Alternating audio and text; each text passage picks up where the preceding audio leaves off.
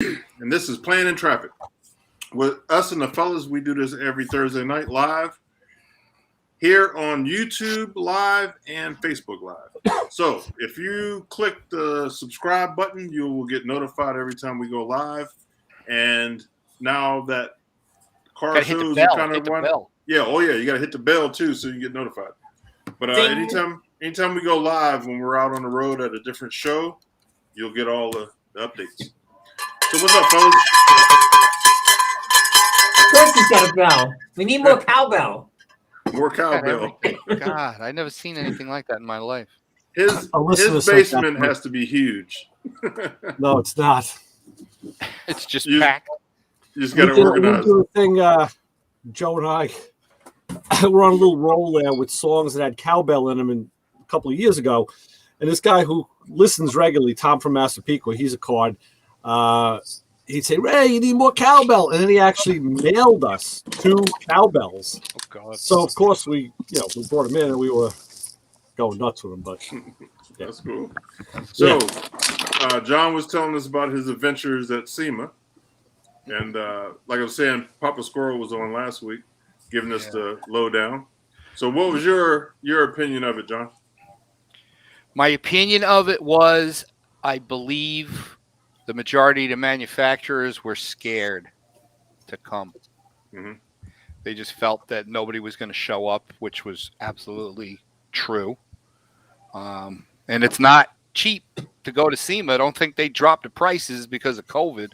It's a lot of money per square foot to do something there.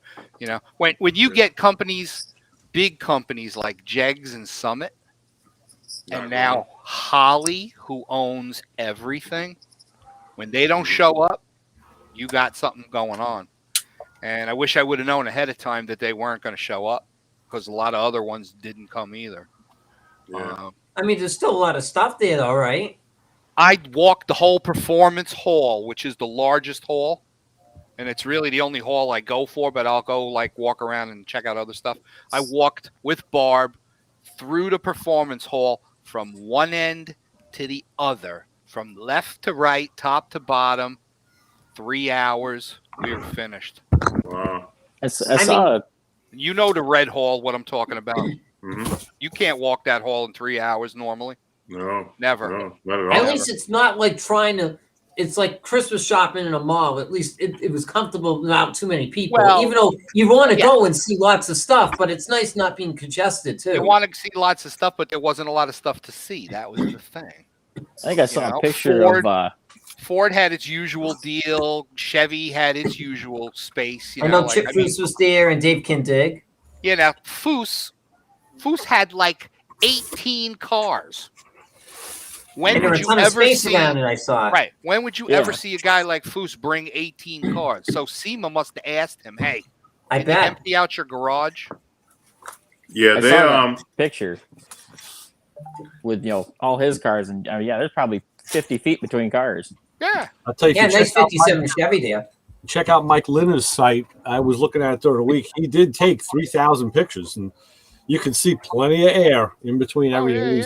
It was obvious. Where the big booths usually are, they lay out. It's a concrete floor, and then they lay out the carpet the night before. So where the big booths would have been, they had park benches. You just sit down. Interesting. They've never had that ever. I've been going for years and years. It's never been like that. The aisles were 3 times wider than normal. There was some large spaces between booths. You'd be walking, you'd start at the wall, and you'd come around a corner, and you'd go through there. Maybe it's like 7 booths, and then it was like a 100-foot run of nothing. Wow. And then there'd be a couple of others. I found some new stuff. The guys that were there, they had more time to speak to you about stuff. You weren't rubbing shoulders with anybody, so that was really cool. Was it worth going in the end? It's always worth going. Okay, that's all that matters. But it was kind of disappointing. And you had more wife time. Yeah, exactly. That's important. I got being the pain in the ass that I always am. I have huge complaints about even that stuff. China owns Las Vegas. Oh yeah, more than you can Convince imagine. me they don't. I posted photos on my Facebook page. Just about, I'm going to say 60% or more of the slot machines are Chinese machines. In other words, themed. Pot of gold with Buddha sitting there. Yeah. Slot machines with Chinese writing on top. Wow. I don't know if it's a curse word, if they're going, ha ha, we got you in Chinese. Yeah, We own but- your ass. That's the number one tourist that they have is Chinese and Asian, because the quickest way from there is to go to Hawaii, and you can get the red eye from Hawaii to Vegas. The cheapest flight. If you ever want to run away and there, that's the cheapest flight. And that's 24/7 because those guys will spend the money. And that's their trip. So It was unreal. So every game you're playing, it's based on like Chinese culture. when we were in Hawaii for our tool show, and we had a tour guy, and I said, "Hey, how come there's so many of these Chinese here?" He said they run a special from there to come here for their vacation. And I said, "Why would you go? Why would you leave from there to here? I mean, that." And he goes, "Well, it's the quickest way to Vegas." Yeah. So that was a little disappointing. Prices on everything are crazy. 2 years ago, in any resort, you'd walk up to any of those kiosks or those little stores that they have, you get a thing of water. It was like $3.50. Every single resort we went into, $6 to $6.50 for a bottle of water. Wow. Yankee Stadium? Jeez. Yeah. Crazy. Absolutely crazy. Some of the stuff changed a little. I mean, like, we would go to, there's in the Venetian, there's this awesome restaurant. There's actually two of them because the Venetian is so big. There's one on each end called the Grand Lux Cafe. And these places in the Venetian were built and designed by the guys that invented Cheesecake Factory. Oh, yeah? Yeah, so the menu's like that thick. There was a Grand Lux right outside of Roosevelt Field, and it was also a Cheesecake Factory in that same area. Same deal. So they have this huge, I mean, ridiculous breakfast buffet. So every day, come down, boom, go hit that buffet. Tell the waitress you want, like a grapefruit juice and a coffee, and then you walk over to that buffet.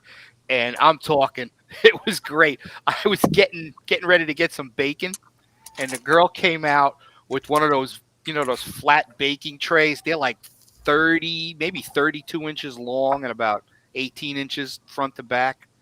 And the bacon was piled over 1.5 feet high. Wow. It was a mountain. It had to be about 6 or 7 pounds of bacon. God. And she was like scooping it into those like chafing dishes. So they had pancakes, they had waffles, they had bacon, they had sausages, they had all different kinds of pastries. They had this awesome toaster.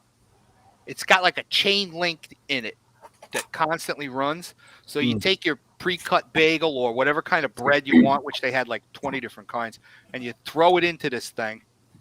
And then like 15 seconds later, it goes across and then it comes down to shoot. And it's toasted perfectly. Oh, it's like those pizza ovens. Yeah, kind of like that. Yeah, sort of like that. 15 seconds. Boom. Perfectly toasted bagel. They got the jelly. They got the cream cheese and all that stuff. They had this huge thing of fruits. They had stuff that you could order. Omelets and whatever you want. Every single day. So sounds like you ate good there. Yeah. I wound up gaining 2 pounds by the time I got back. So That's not bad. But I ain't bad. No. I walked a bazillion miles. So Hey, it's Louis, thanks for sending us some good weather this $50 way. a day for breakfast. Yeah. Every day, $50. Hey, Scott, anytime I can send you some weather, I will. It's been like 48, 50 degrees every day. Yeah, it's been nice. Yep. Yeah. But you know what? Wait till Brian- tomorrow. Yeah, Brian's sending up some rain towards me, and I'm going to Yeah, we got rain coming tomorrow and Saturday. Tomorrow heavy, tomorrow morning. Nice and sunny down But here. we had like the best October ever. for It was really nice temperature. the last couple of days. Yeah, I can't. Yeah, same complain. I got a If lot there's done any on snow, my we'll garage. send it down to Florida. Yeah, No. You can have it, John. No snow. Trust me, we'll just blow it down to you. It's fine here. It's perfect. Today was No, like it's all right. You can have the snow. 87 We're gonna go degrees. without it this year. Sunny and 87 today. yeah. Beautiful. Well, I took advantage of the weather. I got my garage all wired up, Good. and I Nice. got the walls up, insulated and walls up. So now I got to do Wow. the ceiling and the siding, and I'll be done. You're hustling. Yeah. I haven't worked on this thing in going on 2 weeks. I got to get going here. Yeah, you How better bad get you going. getting hit on the wiring, Lewis? This for buying the wire. It's got to be expensive now, huh? Yeah, it is. I bought 100 feet for $150. Yeah, it used to be like $60. Yeah. Like last year, it was like $60. Yeah, ridiculous. Wow. But hey, if you need lights, you got to do it. There was just something on the news. They were talking about the price of food, Thanksgiving. I mean, higher than ever in 30 years. And it's like the government's going to do anything. But why? The reason is just like we're going to talk about gas tonight. But why does it have to be like it is? Scott, you know the rules. You're not supposed to get John started till later.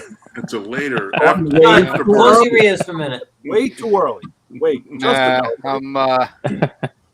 He's learned. I'm turning over a new leaf. Oh, really? Yeah. Okay. I'll simmer and be pissed off, and I'll just let him destroy the country. Simmer down. That's it. Not my problem. So Ray, Hmm. have you bought a house yet? No, not yet. Do you have some hopefuls? I just found another one this week that came my way that looked really good. Built in '83. Obviously, older people lived in it. You can tell by the wallpaper and the flooring, which is good. This Which is is Carolina. Yeah, North Carolina, which is good, but it means it wasn't beat up or destroyed. It was in great shape. Just needs some. And the guy put these outbuildings in the back. This huge barn, too big. They call them barns, but they're garages. Nice. And that of course that'll be gone. I'm ready, but I'm starting to file now on stuff like this. But Yeah. yeah, it's going to come down to we talk about this every day, and it's going to come down to selling this place. I got a friend who says he wants to buy my house, and it'll be like we won't have to go through the inspectors or any of the other stuff. So a lot of stuff I did that I didn't get permits for, he don't care. Because he got everything I did. I didn't hear nothing. So if that comes down, that'll be the best case scenario. Yeah, that'd be It great. remains to be That's seen. a win-win. Yeah, we don't know yet, so we'll see. Now, out of your 15 cars, which ones are you taking? I'm taking everything as long as I can. Yeah. Damn, you're gonna need to hire one of those things. Yeah. The wedges. Oh, pilot truck. I got a guy. I'll be asking when time comes around. I mean, I was even thinking I might, I could drive a car down and figure out how to get hitchhike back. I don't know. It's like, No, we'll send the truck over to get you. We got some. You're gonna need two of those car carriers. Like they hold like 9 cars each. You need to hire 2 of those. not that many. What do I got? 7 cars. people. Yeah. Oh, yeah. Were you gonna One of drop those- friend of mine SS? who lives close by, he actually goes out to Dave Kindig's and brings stuff from the auctions and stuff back and forth to his place. Yeah. Yeah. So he You goes can all get over the stuff. country. You can get stuff moved for reasonable prices. There's passport transport. There's a bunch of those. Yeah, I think Actually, you know who comes down here all the time is that company from Kings Park. Is that in a city? No, not in the No, city. it's, I'm starts with a trying to P. think. Yeah, Plycon. Yeah, Plycon. Yeah. I don't know that. Yeah. Yeah, Oh, I think yeah. between the guys that you guys know and then some other people I know, I'm I'll find something. I'll Yep. find something. Yeah, Well, you Plycon comes down here like every week. They got like 3 or 4 trucks down here. Yeah, they're pretty big. They are. Ray, you could drop that SS off on the way over Sure. here. You know. Yeah. What do you have for a collection?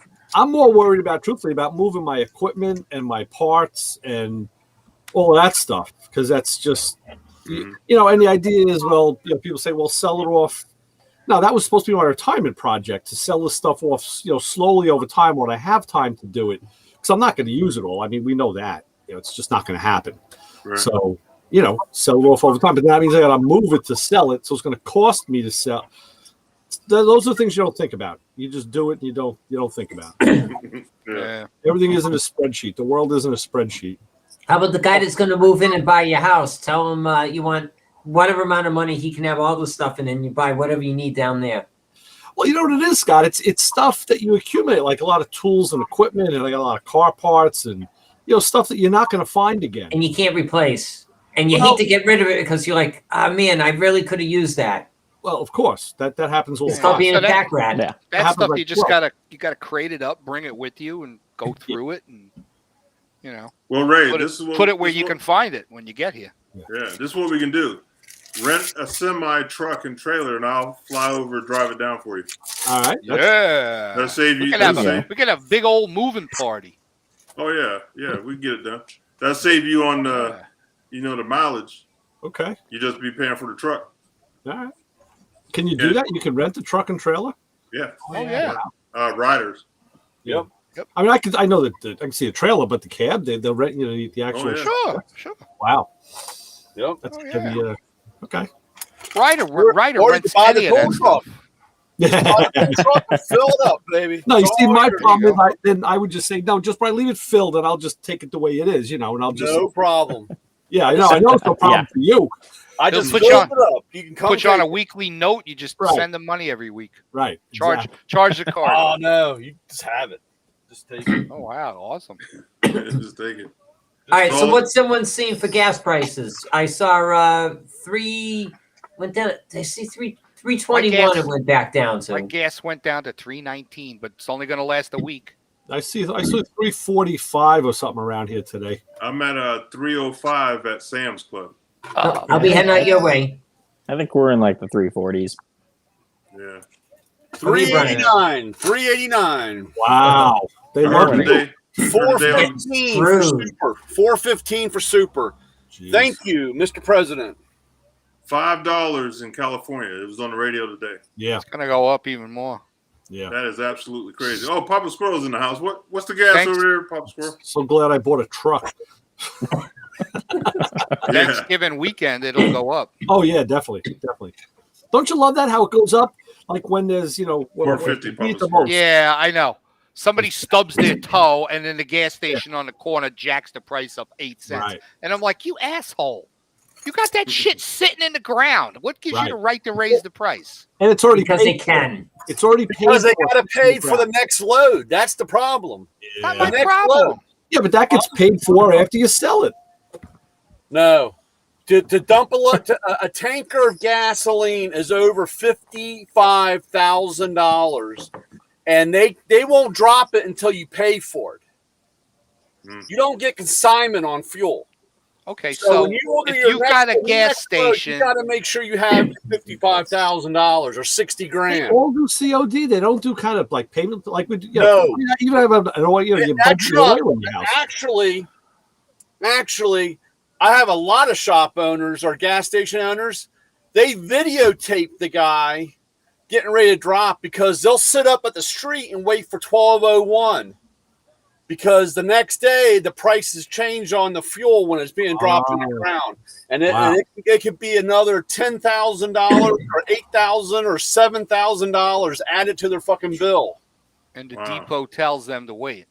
You know what And kills me? right, and on top of that, they don't even the vendor route. It's a brown box at the gas station, and that's the link, and that's telling how much the fuel. And that thing doesn't even if they don't have the money at that time at the satellite when it's wired in, they won't drop it. That's the craziest part about that. You know what kills me? You go to a gas station, you drive by like Mobil Exxon. You're not getting Mobil Exxon gas. It's some no-name freaking tanker truck dropping fuel, and it's like you're paying big money for the big name companies instead of going like Cumberland Farms or whatever, right? So you go to Mobil Exxon, Sunoco, and it's not even their gas. That's what happened, and that's like because they're independently owned. Right, and that's the guy. There's like this. I can't think of his name. It'll come to me. It starts with a P. It'll come to me. Paul Revere. But he's got like 800 gas stations on the East Coast, Wow. So what do? They have all these gas stations. Then they buy an oil refinery. So when they rent it out, you got to buy it from me and pay me my rent. Nice. It's a terrible, dude. That's why there's a lot of them around here that you just walk in one day and the buildings are iced over because they just leave the keys on the counter and says, "Come get your fucking place." Lewis, what happened? This used to be such a nice, friendly, low-key, easy-going show. Everybody was having fun and laughing, and now everybody's I'm laughing, having a good time. and upset, and not even Everybody's- in general. You know what happened? I'm Everybody's sorry, I had one of everybody's those blood days. pressure. I'll tell you I'm what sorry. happened. Just like they all cried that Trump divided the country, they were wrong. Yeah. Trump united the country, and this asshole divided the country. I'll turn my mic off and I'll just get back to work. I'm sorry. No, don't apologize. No. It's because we all have these comments. I have them at home every day. We're talking like this. Yeah. Every day. Yeah. I mean, so It'll John, go did- away when he goes away. That's when it'll go Hey. away. Anybody see this? what's that say? You could save 30% more by switching back to Trump. That's the guy. Yeah, I saw that one. Guy. Yeah. That's great. Any of you guys get a kick out of that? My buddy posted that today on his Facebook. So, Louis, So John, you did you saying? get a chance? Did you get a chance to look at King Diggs' Corvette? No, That's sweet looking hay. I didn't. Yeah, man. We were You had all that on free the time other and- side, and I was just like, let's go get lunch. Let's get out of here. So we were gone. Yeah. And then come to find out, I missed a couple of good things because we came out of the building and we were looking at the cars that are outside, which is usually, it's where Ford winds up taking up that whole center thing. Mhm. And they're out there doing donuts and showing off the new Bronco and the whole deal. And as you walk from building 1 to building 2, there was all of a sudden this big aluminum and glass structure like the entrance to a subway. Mhm. And there was stairs that went downstairs. And I didn't know what it was. Tesla. It's called the Loop. And there's a whole boatload of Teslas down there. And you get into Tesla and it shoots you through this loop Heard to about the that. new building that they built, which is like almost a half a mile away. Yeah. Takes you to that new building. Mhm. Q from West Coast Customs, Pimp My Ride. Yeah. He posted in one of those and showed where it went and everything. He Yeah. couldn't make it tonight. He was going to come on tonight, but he couldn't make it. Yeah, I was going through my books looking for a different guest that fell into my purview, and I found out I had Q on the radio show on June 11th, 2016. Yeah, him and Ray Ray. Wow. That's probably how it happened. Yeah. Yeah, so I missed that, and then I found out that there was actually some cars and stuff over there too. Well, I think that Tesla thing goes further than just the convention center. I think it goes some other places. That's from what I get. Oh, I didn't know that. I'll have to look that up. And they did it in 18 months. I just thought it was a loop back and forth. Yeah, he used his tunnel boring machine. So, John, I do did that. get a review yesterday that your SEMA review on the radio show on Sunday was excellent. People liked it. Very cool. Thanks. So you can go to motormouthradio.com and listen to that, or on iHeart or Spreaker. It's on Performance Motorsports Network. So, yeah. And I told him, I said, well, tune in Thursday night. You can hear the expanded version. Yeah. Yeah. And Justin, I also got a comment. They said, hey, how come that guy Justin on Thursday, he just we don't hear much from him. I'm like, no, Justin's kind of quiet. I said, later on. I said, when we get later on, when we pare it down, Justin will start talking. All right, so let's put him on the spot. Go, Justin. You gotta stay Put late. me right on the spot. Right on There the you go. spot. What are you working on? Unfortunately, I don't have too much to say about SEMA. I won there, but no, we're getting ready for PRI anyway. Nice. No, Okay, I'm so- working on a lot of stuff, man. Shoot videos and go live, Facebook Live, and because I'm not going. I'll be shooting live. That's a good show. Yeah. And Yeah, I I hope really we can meet probably up. just should have went to that show, but there's like nothing to do other than finding a steakhouse and getting drunk. Yeah, I'll be shooting live. Well, I mean- from there.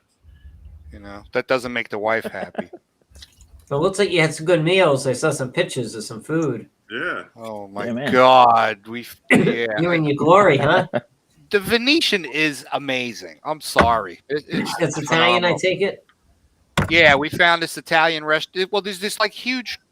You walk from one side, the Venetian, to the Palazzo, and there's like Caesars. They have all of these stores, and then they have this big giant center square, which is right next to the gondola ride and the whole deal. And they have these performers out there, and it's made to look like you're outdoors. They have these like Disney-like building facades that are scaled, and then the ceiling is domed and painted blue, and they got like clouds airbrushed on it, and the lighting changes throughout the whole day.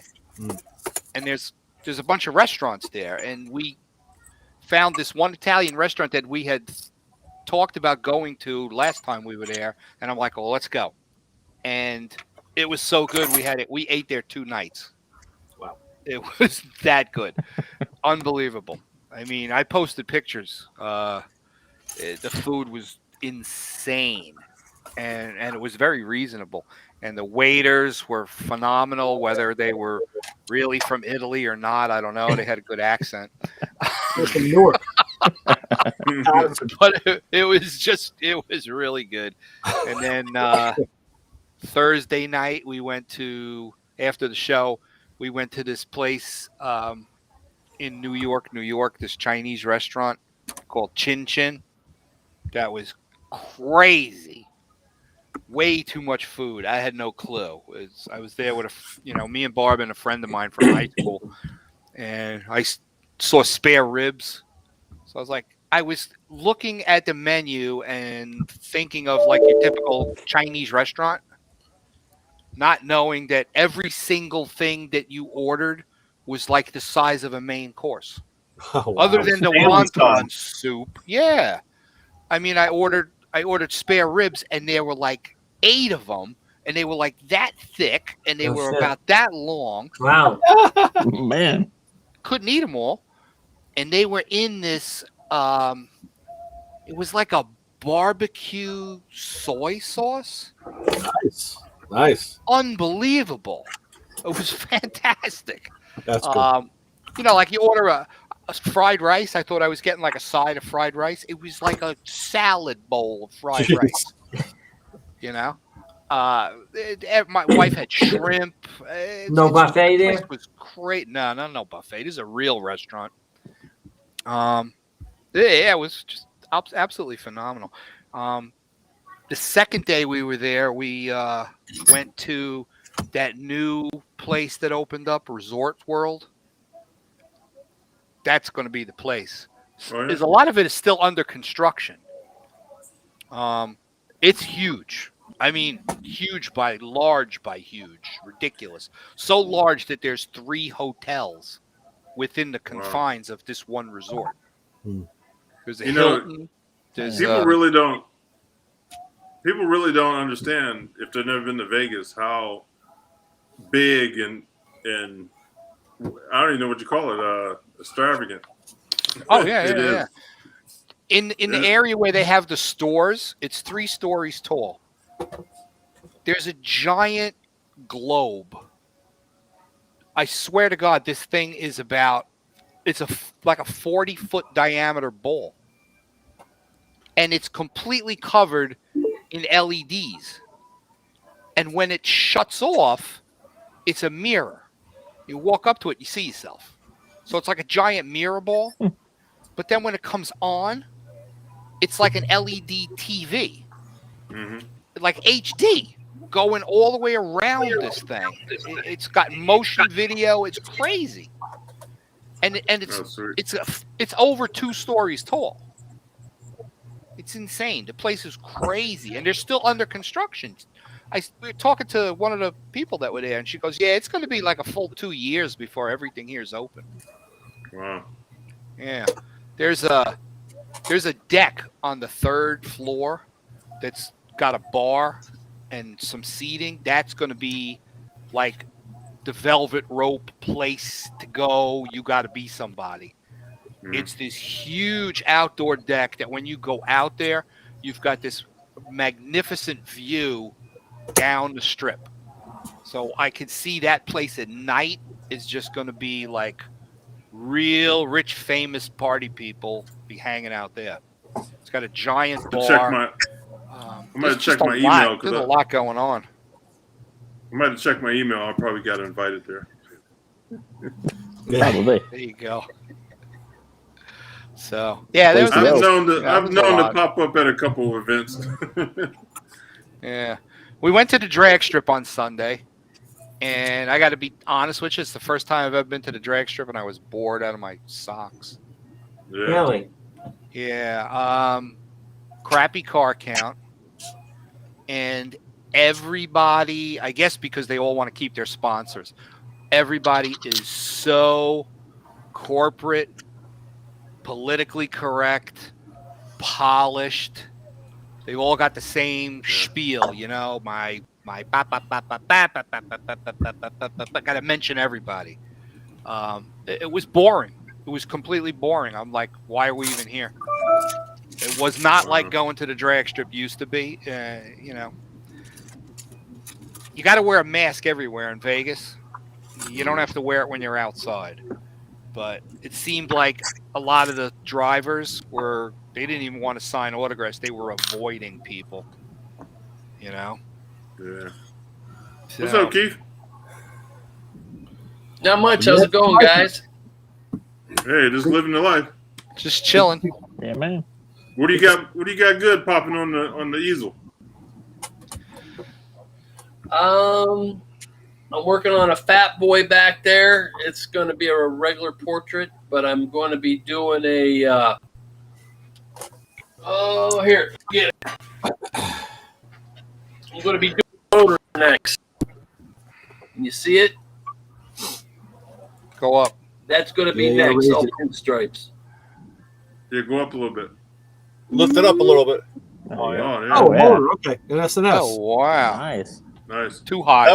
That was the Hey, one. That's going to be next. That's a 117. That's a Rushmore. Yeah. Nice. That's the one you were blocking Yeah. in the other day, right? Yeah. I was watching. No, the one I was blocking in is a fat boy. That's a traditional one. This one's going to be done with pinstripes. Oh, that was the purple one that you were doing the And other night. it's just the one. Yeah, the purple one's the fat boy. That's for a fella painted that blue chopper for. But this one's going to be done in all stripes. The fat boy's a traditional portrait. I I like had to the give way my eyeballs a little break. I like the way you're perfecting the chrome technique. It's coming out looking really good. Chrome is Yeah. hard. It's really Well, I really- it's going nice. You're making some strides there. It's very, very good. Hey, I noticed that you got some hairs. That's I why noticed you got some hairs cut. I noticed you got some hairs cut. You got to go to court or something? What's going on?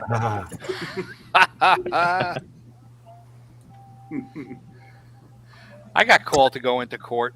Not yet. Yeah, I had, I got that jury duty thing. Oh, man. Well, let me tell you something. They really screwed that one up. Really? They said, They warned you. yeah. You can get out of it if you've recently been exposed or are in quarantine. And I was like, I was recently exposed and I'm in quarantine and I can't come. I emailed it in and they sent me a reply. Get well soon.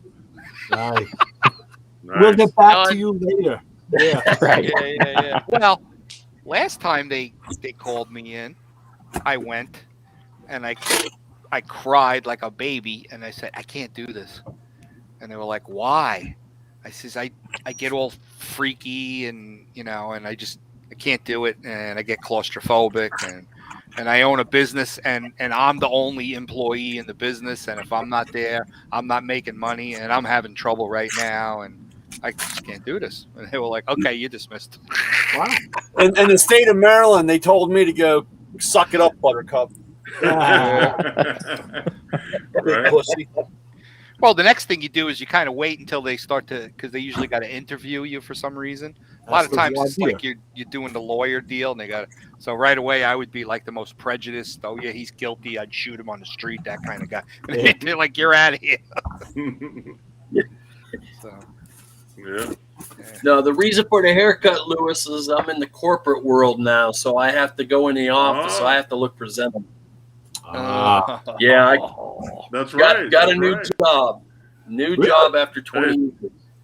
What are you Yeah. doing? What are you doing now?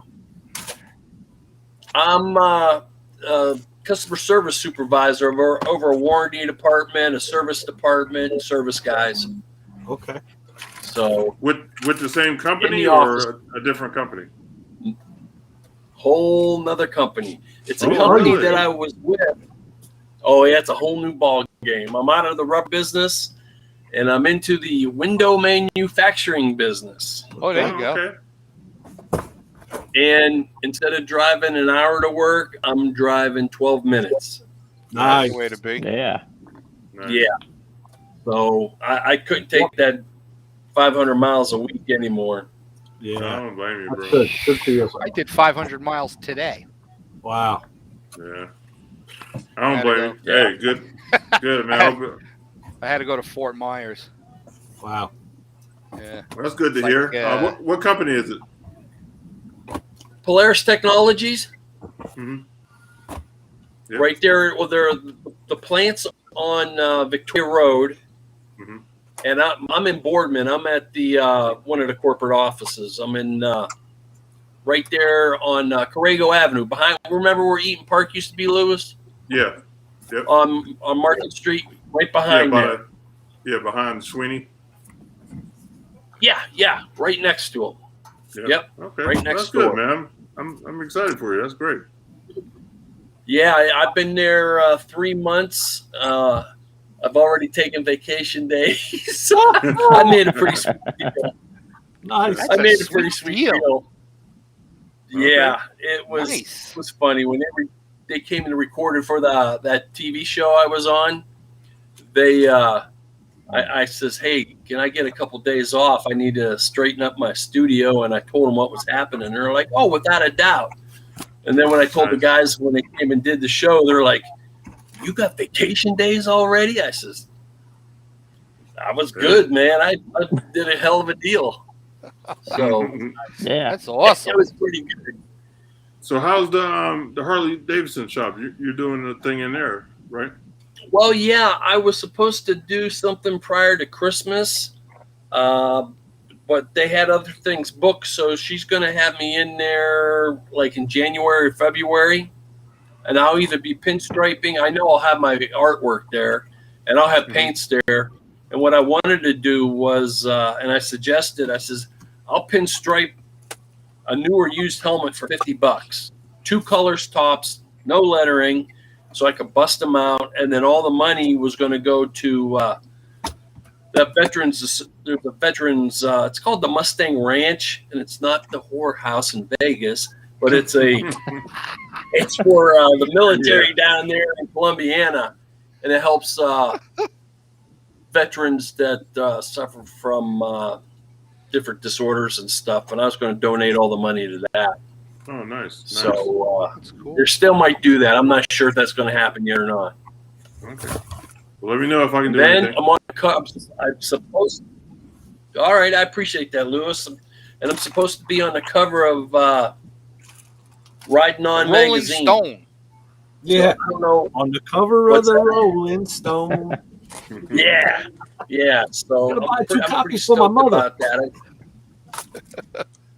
And one for my brother. Yeah. So Okay, so back to yeah, that's what's going that on. back to that ranch in Vegas. How do you know about that? Yeah. Everybody knows about that place. What was that guy's I've name seen that ran that? T-shirts. The guy was very popular that ran it. Oh, I got no clue. Big was. personality. Yeah. What was the name? I'm trying to think of the name of the guy who ran the Mustang Ranch. He did a thing on Showtime. They had a show on Showtime that he was always on, and he was a big guy. Yeah. Remember that idiot from New York, Larry Flint? Oh, sure. Yeah, Hustler. Yeah. Is he still alive? Yeah. No. No, He I died think he No, just he passed died? away not too long. a few years ago, yeah. Two, Maybe 3 years ago. Yeah. Yeah. Dude was a pig. Well, but he built an empire. You know, he broke Hell broke yeah. a lot of ground. Oh no, I know that. Yeah. He just did it his way, and he was the chassis John of porn. Like he's like, hey, screw you, I'm doing it this way. I don't care what you think. And he fought those battles, and I mean, he was right in that firing Yeah, line. he even went to Congress. Right. Yeah. He And did then not. he got shot. Right. Shot outside the courthouse, I think it was, with a shotgun blast, a couple shotgun blasts. That's right outside the courthouse. Yeah, and he survived that. Yeah, I think his brother was helping him out, taking over the business or something to some Yeah, degree. I don't recall. Yeah, I saw them. There was a movie, and Woody Harrelson played him in the movie. It was very well done. Yes. Yeah. Yeah, I've never seen the magazine. No, Yeah, me either. I'll tell you a funny story. This is back in the 80s. I'm working in Little Neck, corporate headquarters of an electrical plant. And I go up there, up by the LIE. There was a little strip mall, and there was this little Jewish deli in there. Jewish delis, got the best pastrami and the best sandwiches, And the best pickles. Oh, and the pick, you name it. So it was two brothers. These guys had to be like 5 feet tall each. And one worked the register, the other worked the grill. And I went in, got my stuff to go, and I'm standing there. I'm like, and I grabbed the Screw magazine and I kind of like folded it and I, put it on the counter with him. And the place is packed. All these women and kids, everybody's in there eating. It was a bustling place. So he's like, okay, we got pastrami, we got the A&W root beer. And he's talking quiet. He goes, oh, Irving, here's Screw magazine. How much? He's holding it up. Like, you fuck. Like, come on, the price is right on there, man. Just stick it in the bag. All the women are looking, he's like, ah. So, according to Google, there's a whole bunch of stuff about the Mustang Ranch. Joe Conforte, is the Mustang Ranch. He was the guy that started it in '71, and it eventually led to the legalization of brothels and prostitution. What else? The Mustang Ranch brothel is eligible for coronavirus relief. Grant money. Wow. So you can get they're eligible for money as a small business. And the owner has been elected the county commissioner. Yeah, he was running for office for a while. He ran for a big office a couple of years ago. I guess I don't think he won it. Mayor or something. There was something I read in the Post overseas. It might have been Thailand. It was some kind of a sex worker shop where they were to get people to get poked. They were going to give like a half hour of free sex that was over in Europe somewhere. Yeah. I was like, oh, okay.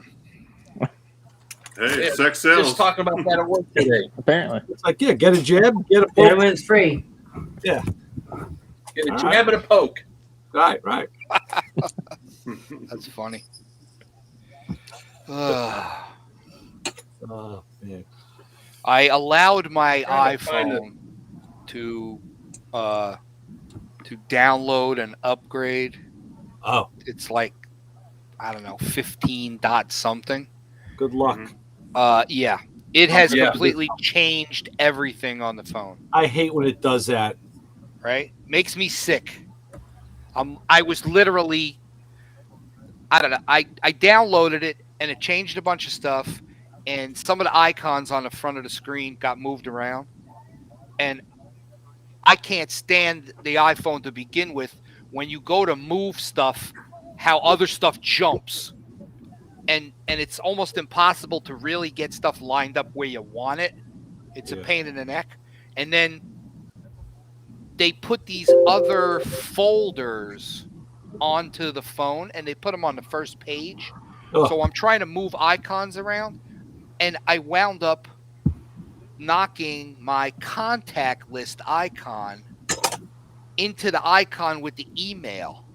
And you can't get it out of it. And then I couldn't get it out. I had to go to something, and I'm driving, and I'm like trying to do this, and I was cursing Apple like you would not believe yesterday. You want to know what's funny? When I came home, I had to sit down for like 40 minutes and slowly move stuff around. And I'm like, you know what? I was ready to take this thing and break it over my knee and say I'm done. Yeah. It's horrible. They So got this other I thing did that it they for my did iPad when you send text messages.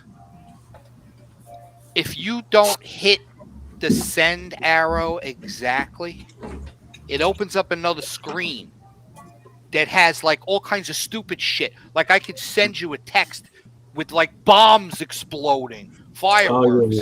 Yeah, gifts. Right? Yeah, all of this crap. And I'm like, I don't want that. I just want to send the damn text.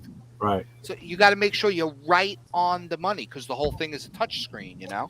You know, one of the things I do, John, is I use these pens that have the sensitive little rubber thing on it, and you know, it's a lot easier to get pinpoint. Well, it's kind of hard when I got this thing sitting in my you know, I got one of those cup holder dealies for WeatherTech.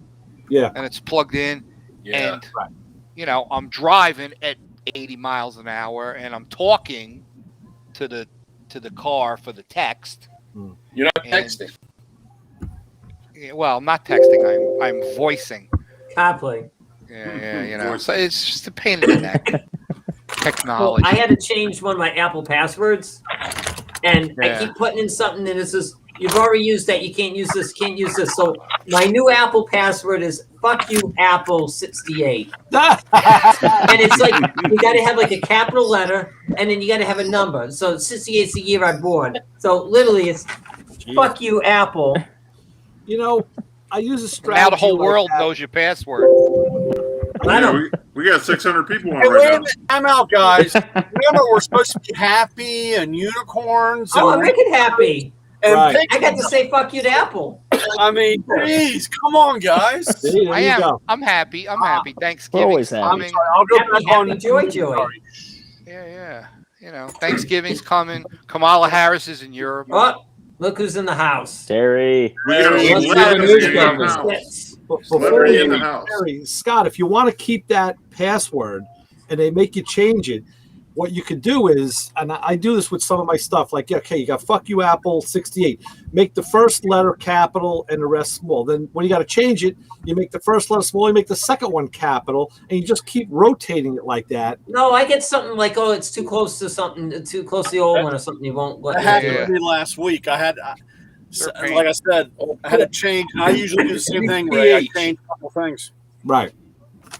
What did I walk Terry. on? What did Terry, you walking into a bump. Let me tell you something. Run away, Terry.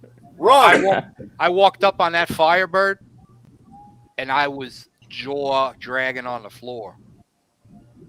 That paint is ridiculous. 1, 2, 3, 4 Beautiful. stages. I'm not one of them guys that said, "Oh yeah, I'm going to paint my car green."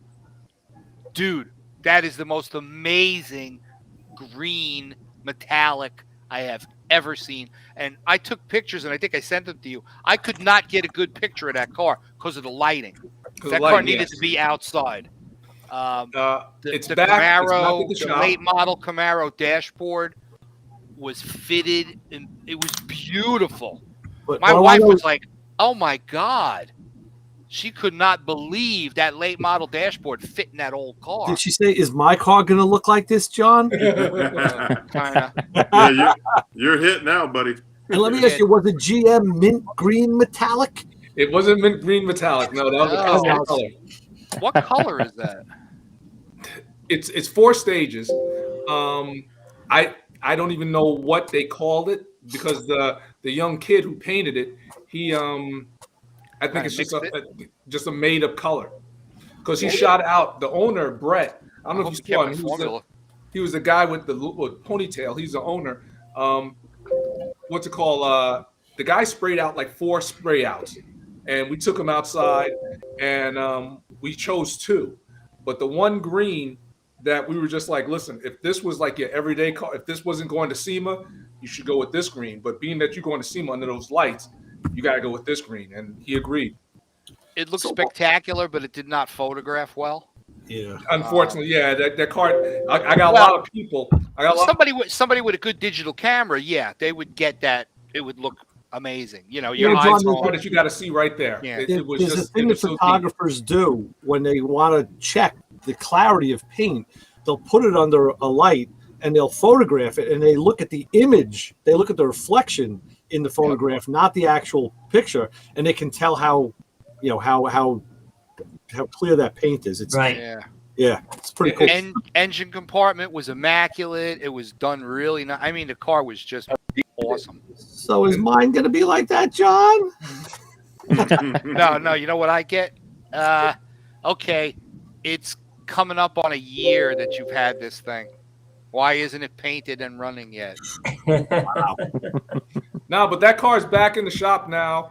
We got to just do a couple more things before the customer can take it down to Florida. We got to do is, matter of fact, we're going to do a video on it. You know how no matter what you do with those Camaro Firebirds, the second gen, those windows, the door windows. Because they're heavy and they're curved. They just never. So we're going to have to shave one. We're going to have to shave the top down, make sure that it's lined up with the pillar. But then we're going to shave down the top just a little bit so it matches and everything like that. And what do you mean? You can't get the windows lined up when they're up? No. You can get them lined up. You get them lined up, but there's always it's not even. I don't know where he got these windows from, but it's just the door window is just not even. So we just got to take a little bit off. So in other words, you're saying if you had a piece of factory glass and this repro glass, if you laid them on top of each other, they're not exactly the same. You know that's. But to see, this is what happened. That car was originally a T-roof car. They took the roof off and they put a new roof off. So that could possibly be it. Just like there you go. The flush mount window. Matter of fact, I got a video that's coming out installing one of those flush mount windows to get that rear the front window fit in great. No fabrication. The only thing you had to do is cut the little nipples for the little plastic. They fit in great. But that back glass, I'll tell you a real quick story. He had ordered a set and one had came broken. So they sent him another set. Right. So we used the ones that was there. And you know how on that car it curves down, even though it's a 73, it's not all the way wrap around, but it still wraps around just to a little point. Yeah, it's short like mine. Exactly. You know, at the top of the back window. One went in more drastic than the other side. Yeah. And so it was just a horrible fit. And then I was like, Lou, why don't you go upstairs? I said, do you have a second one? He goes, yeah, the front windshield broke out of the first one. I was like, let's try the back one. I mean, it's been sitting up there. He goes, yeah, but it's cut from the same mold. I was like, you never know. Let's just try it. That curve right there. 100% exactly right there. Yeah. It's like a gradual dip, but it went in too far. Yeah. And so in other words, the curve on the window was a tighter curve than the roof line. Yes. It's main It challenge. starts to go down on the right and the left. Right. And then what we had to do was it was just too close. I mean, as far as it could have been from when whoever installed that roof, it wasn't 612. But the windshield was too tight, so Lou had to actually get a belt sander with a little bit of water constantly flowing, and we sanded it to the point where it'll fit. Wow. Yeah. That's the stuff that'll take a lot of time and drive you crazy. Yeah, and that was we did that maybe 5 days left before SEMA. Yeah. Mm-hmm. See, I was lucky with mine. Because I was worried about that. Taking an 81, putting 70 quarters on it, on where that was going to meet the roof the right way. And I went and got a window from National Parts Depot. And then we cut some rubber blocks that are the thickness of like the butyl tape that you would normally put in on those windows. And my body guy was able to like clamp and screw the quarters into position. What he does is he moves them around and he uses vice grips, and then when he gets it where he thinks it's got to be, he drills a hole and he puts a sheet metal screw in there. Oh yeah, the tech screws. Tech screws, yeah, to kind of hold stuff. So then the two of us, we took some tape and we put the spacers in, and we dropped the rear window in place because I was worried about left to right. I was worried about that corner curve, and I was worried about where's it going to meet, just above the trunk, is that stuff going to wind up being, because you're dealing with China fenders here, you know? Yeah. And it lined up. I was like, oh my God, you know, worked out well. And then you're Get the dealing weld with, out, start welding them in real quick. yeah, you got the China quarter panels, but you got the original equipment trunk lid. Yeah. And it all wound up, you know, lining up. So I was like, You should That's have played the impressive. numbers. thank God. You're Yeah, a so winner. he started Now, welding, so- you know, spot welding and getting it all And you know, together. Terry, the other problem, mechanical problem with those windows is they're curved and they don't go up straight. They kind of No. go up on an angle Kinda and go in they like kind of this. flop in. And then you got those little stoppers on the top of the doors where they kind of stick out, but then the thing that holds it together is the top of the door panels. So now you got custom door panels, and you know, so we just got to line them up properly. And we didn't get a chance to really tune that car. That supercharger isn't dialed in. Yeah. Because like we just got it, I just tuned it enough so we can move it in and out, and you know, so you won't damage it, you know, so we can get it running. And they were driving it all in you know, to the Red Rocks out there in Vegas and all that, and I was just like, you know, you got to keep that car at a boost. I mean, we didn't tune it for this, you know, and Yeah. fortunate enough it lasted, and so now we're gonna put a really good tune on it. You know, like I get to drive the snot out that car. That's gonna be fun. Yeah, man. Yeah, it's gonna be fun. That's But cool. no, it turned out well. A lot of people were asking, you know, where I was, and I was just like, no, Terry didn't make it. Yeah. Terry and almost everybody. Yeah, but I will be a PRI. Lewis, we gotta talk. Yeah. Jay, you gonna be Oh, there? yeah. Are you gonna Oh, yeah, drive man. or are you gonna fly? Like our whole crew's gonna be there. I should Don't drive. you It's drive- Indiana, but you know what? It's gonna be cold out there, man. Listen. Drive over. Indy's cold. Indy's Drive cold. over. Spend one night here. We can do some stuff with Tyler, and then Tyler's going with me, so then we can bounce over. We'll talk about that. We'll talk about that. Serious. There you go, brother. Get some stuff done. I know Chassis John's going. No, I'm not. You're not? No, it was either SEMA or PRI, and we Oh, you decided to go to suck, man. SEMA. Come on, get your butt on over to PRI with me, man. Come on. Dude, I got a car to build. I don't got time, man. I'm out. Yeah, so do I, man. I got couples. Somebody come on over. Yeah, Let's no, do 2 I days. got the Terry, what are the wife thoughts on the breaking my color? chops. I'm sorry. What you say, Ray? What are the thoughts on the color for the Chevelle? I put my vote in. Lucerne. We're gonna have another vote. We're gonna have another vote just like how we had with the 71. 67 right now, if I had to go and paint it right now, but you know, tomorrow morning it might change. Right now, it would be that BMW dark charcoal gray that has almost like blue tint to it. Oh, okay. That's different. That's different. You know, that would be my color right now. If they was like, Terry, you know, give us the car, we're gonna paint it. I But might paint my truck that color. it's a nice color. It is.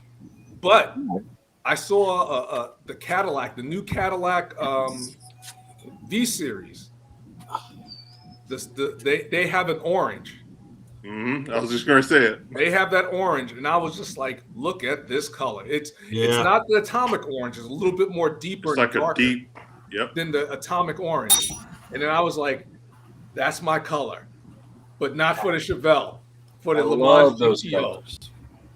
For the Le Mans GTO project that I'm doing, that 69 Le My- Mans that's outside. My That's gonna be body guy just used that same color paint you're talking about. It's over $1,000 a gallon. What for that Cadillac paint? Yeah. It might be worth it though. I'll take a couple bag lunches. Well, you got a lot. You got a lot of money. No, I think I paid You're a almost. rich man. I think I paid about $600 a gallon for the gold that's on my car.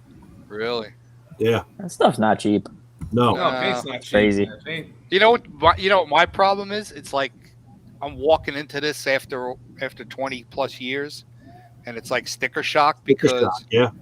my cars were lacquer. Right. Ooh. 40 bucks. You could do GM black and 3 different colors of House of Color candy. You put them over a silver base or a gold or whatever, and you might have had $350 in material Right. with primer back then, you know. Sure. And the guy would charge you paint and body work, custom paint and body work, $3,000 for the whole deal. Yeah. These days, you can't even prime the car Lewis, for $3,000. I buy color paint. I only had $150 in my orange with the metal flake and the candy. House Can of you color. still buy lacquer? Yeah, it's my dog bark. I know you can get single stage. Hell, man, I'd paint both of these cars in lacquer if I'm reproducing something from the 70s and the 80s. Why not? Urethane's the way to go. Yeah, I know. Hey guys, I'm exhausted. Shy. Hey, I got a question for you before you go. Sure. Those shark fin antennas. Yeah. What's inside of those things in terms There's of a circuit wiring? board in there. Okay, so what kind of wire comes out of that? It's just a coax. It's very thin in diameter, but it's just a coax. Can you buy that believe it or stuff not, in? It sends some type of voltage through and energizes the circuit board. So like I've had bad antennas go bad, and you rip them open, and it's full, like tons of little like chips and stuff in there. It's not just an antenna, you know what I mean? All right, because like when a lot of the stuff I'm too far ahead on, but I'm thinking of stuff, and I'm like, so if you get a radio that's like Sirius, got XM Sirius ready built into it, XM ready, and you want to use one of those antennas. Is that one coax? You buy that coax cable? Can you get them in different lengths? Can you buy it on a roll? So and anytime you buy an antenna or an aftermarket, it usually has 18 feet, roughly, that's 20 plenty. feet. Yeah. And then My buddy's got a car like yours. You might have seen, because I think he follows you. He's got a silver Pro Street 78. He's got a Huffer coming, 71 coming through the hood. Oh wow, that's cool. You must have seen it. Anyway, sure he put his XM antenna on the roof, and he snuck the wire underneath that chrome trim around the rear window, and he kind of snuck in. But what I want to do is, because like my truck's got that shark fin, and I got XM. But it's also built going through a hole in the roof. You hate to put a hole in that's your what car. I want to do. I want to put the shark tail at just above the rear window, on the roof above the rear window. Drill the hole, mount that thing, and and run that wire through the car up to the dashboard, so that when I get the radio, I just plug it in. Is it a universal end on all these radios now, or so all the aftermarket uses the same connector? The factory ones use a European antenna connector, but it's funny thing is that you take the plastic off, it's the same connector. So like when I get like a GM or a Chrysler, I take the plastic thing off. I take a little pick and pop this little clip, slide it off, and I stick it onto the aftermarket tuner. But it doesn't have the same clip to lock on, so I just take some hot glue to hold it in place, and it's fine. So I mean, if you got one like from a GM vehicle or something, the antenna is only going to come with like 6 inches of wire, and then the car would have a factory like an extension. Right. You could probably. So you can buy an aftermarket shark fin, right? I think they make them in the aftermarket. Actually, let me look on a page here while I'm on the phone. Get one from a Volkswagen. You can get one. You can get them off on Amazon. Yeah, Amazon. Right? No, you're gonna be in the car now. You're gonna need XM radio. Yes. Yeah, you must do XM. But you have to be careful on how you put that, because don't they have to be synced or lodged? I mean, what's the word I'm trying to think? They got to be facing a certain way and everything like that. You just can't throw it anywhere on the car. It should be as high as possible. The highest. Yeah, it has to be. So like a lot of people put them on the top of their dashboard.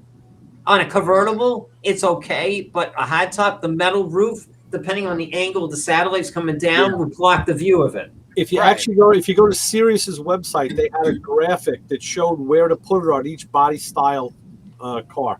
Yeah, they're magnetic. So the higher, the better. Or, John, I think we talked about this too. If you got Sirius XM in one of your cars and you're paying for premium, you're entitled to the app for free on your phone. So do I get all of the channels on the app? Yeah, and actually, there's other stuff on there. You make your own. More. I know. Yeah, you make your own. I know. You can make your own. So once you have your app, I need to be able to listen to the. You can stream it into any Bluetooth radio. Or if your radio has auxiliary, you can always connect your phone via that. But if you have a Bluetooth radio, just stream it from the phone right to that. You don't Well, have to eventually- Cut a hole in the roof. And When have I that get wing to- sitting up there. I don't have a problem putting a hole in the roof and putting a shark fin on the roof. I just think it'd look funny. No, I don't think it Because looks keep funny in at mind, all. that antenna is not going to work for AM/FM. So now But you if still you, need an if you antenna. for drill a that. hole, if you drill a hole in the roof and you don't have it in the right place and you have shitty reception, then what the fuck did you do it for? Just for the no. look? Yeah, but Brian, all my cars that I've had satellite, and I put the magnetic one on the roof. I never moved it. Never moved Right. it at all. Yeah, And the magnetic's also, nice if you and go low into- profile, If you go too, into they're the small. screen, though, you have where you can sink it in to get the best reception because you'll have problems. Now, I had problems with my tool truck, but that's also because I had the shadow. They told me to throw it outward. They wanted me to get the antenna to point out from it because of the box truck on the back part of it. Even you got a box and then you got a cab in front of it. Right, and still, Right. even when I moved it onto the top, they told me that I needed to be forward facing outward. No, it And should be that's why- straight up. Because So that's depending why, on the like, direction you you're see on going. on the big, if you see on the big trucks, of course, I was like, I don't have a tractor trailer, but if you look on a tractor trailer, they have the antenna coming up and then it angles out almost 2.5 feet straight in front of the truck, and that's for the reception because of the casting of the way the satellite is. So, like I said, on my first truck, I went through all the bullshit and drilled a hole through the roof, and then it turned out it didn't fucking work right. Well, So then don't I know. had to patch it all up because then I had it there. I'm just saying, you gotta make sure you gotta know where you're looking at because you do all this and then the wife can't listen to Betty Boop. She got fucking problems. The last 3 trucks that I've owned, including the new one, either had the shark fin in the center above the rear window, or my GMC, it's mounted on the left side front of the roof. Yeah, don't Yeah, ask I know why that's you what did they it. put, but inside that thing is also about the strength of it or whatever. Because I mean, we had this problem with Volkswagen. When the Porsches first went with this, we had all kinds of issues with this shit because they just thought they could just throw it on the fucking car and it was going to work. There's a science to this. That's why things are fucked up in the world. And you talk about the radio antenna, the FUBA? Huh? Yeah. Brian, you talk about the FUBA radio antennas or the XM? Well, it was hooked to we had XM, but it was through that, like I said, but supposedly from what I've read, the Volkswagen ones seem to be the easiest and the ones that work the best. But it might even be the same one that's on the GM because just like our third brake lights were all fucking old Corvette stuff on the Porsche. Now my Sirius works awesome, along with my HD regular radio. So now, but so I'm you sorry, tell me I that forgot. shark fin is only for like the Sirius. What's picking up my HD radio and my AM and my FM? There's no. So other a lot of these antennas cars, on my it's a truck. multi-antenna. Inside it, you'll have 3 or 4 antenna wires coming Oh, through wait the a second. roof. Wait a second. No. I have a regular whip antenna in the front fender. Okay. Yeah. Now the Chryslers, So that's like the my new regular Challenger. radio. The new Challenger, there's 3 antenna wires coming out of that little one that's on the roof. It's only this tall. It's XM, it's AM, FM, and it's this GPS antenna for the navigation, all in the one antenna. That must be what's on my wife's cruise because she only has the shark fin on the roof, and there's AM, FM, and Sirius built in, and there's no other antenna. Well, look in the rear window. Look above the rear of the fogger lines. There might be extra lines. A lot of times, GM runs the AM, FM on the glass, and then the XM is strictly. Usually, GM the antenna on the roof is strictly XM. And then in my old tool truck, I had to hook antenna. I had to take an antenna, and because I had the FM, the Sirius, I had an antenna, and we laid it in the bumper. We had a long 30-foot whoop antenna, and we laid it in. We strapped it inside the front fender of the truck, so that I could have my AM FM still. Yeah. In my Now, on opinion, 31-inch mast is optimum for AM and FM. Well, All these on new the- cars with on the the little second- antennas, they all All the suck. second-gen Firebirds and Camaros actually had a ribbon antenna In the the antenna- into in the the windshield. windshield. Yeah, all the GMs, the Right. Montes, and all. Yeah. But, They actually work pretty good. There's a formula. There's an antenna formula, frequency, a wavelength formula you can use that to get the optimum AM and FM length of an antenna. Not that I ever listen to AM at all. It's always FM and in between, the digital channels in between. Yeah. Well, Ray, you'll remember that the older cars with just AM, the mast you could go up and down. Right. Yeah. And then after that, they had on the AM on the analog had that antenna trimmer hole for the screw adjustment, and that was tuning to get optimum for whatever antenna length. But after a certain point, a 31-inch mast is optimum for a digital AM tuner and obviously FM. And then you get all these cars that got to come out with little shorty things. They don't work good. Or those amplified antennas on the roof, they don't work good. I can't tell you how many Toyota dealerships call me. Oh, can we get better reception? I'm like, no, there's no aftermarket antenna to put in the fender. Sorry, you're stuck with your piece of crap. Call up you guys in Japan and complain about it. I got one hiding back here somewhere, but an SWR meter that you use for CBs, you trim the antenna. Yeah, the bird meter. And instead of changing the length of the antenna, you can actually tune it and to get the right so you get the optimum transmission frequency. Exactly. So it's all going to be science to get this thing on right. My car. No? You got one in your Trailblazer? Dude, I'm putting a shark fin on that thing. One thing. But and I got a third tail light. With a shark fin sitting on top of that car. I got a third tail light going in this car. Terry, tell him to put the app in his phone. I put it in my car, John. I got a third brake light in my car. If I could put a shark fin in the back where the windshield is, I would consider that. But I'm not going to drill a hole in that car. Oh man, I don't got a problem. Terry, go deep, drill, baby, go deep. Deep and strong. Come on, man. With a shark fin, I'm not getting one. Put the this aftermarket. Is it right here. This is it right magnetic here. One on. Bottom out. Put the magnetic one on. Exhaust. You don't even need radio. Hey, just a little secret. If you pull the ball sack back, you get an extra 2 inches. There you go. Wow. Yeah, but if you start out straight anyways, you don't have to worry about that extra 2 inches, There you go. All right, guys, I'm going to bed. See you. Scott. All right, take care, everyone. See ya. Bye. Be good. It's terrible. And on 3-inch that exhaust, you won't even need a Right radio. about now, Justin saying, "Oh shit, we're getting closer to me." My time. Oh no, you're off. It's all good. So Terry, what I you working on this week? I'm doing a video actually, and doing a couple of them. I'm doing one about the difference between, because a lot of people have been asking me about what brakes I'm using and all that. But I'm going to show the difference. I was like, you know what? I never did a really good brake video, so I'm going to do the difference between single piston, double piston, four piston, and 6 piston. What was you guys laying under the car, looking up under the back of the car there? What was that all about? Yeah, I saw that one. Oh no, that was we were waiting for the bracket so we can put the suspension back on. We had because we had blew the car apart after we had painted it, because they painted it and the whole car was apart after we got it tuned and running. And then I was just waiting to put the suspension back on, and then I was waiting for Lou, the owner, because he had a bucket full of the we had, and he couldn't find it.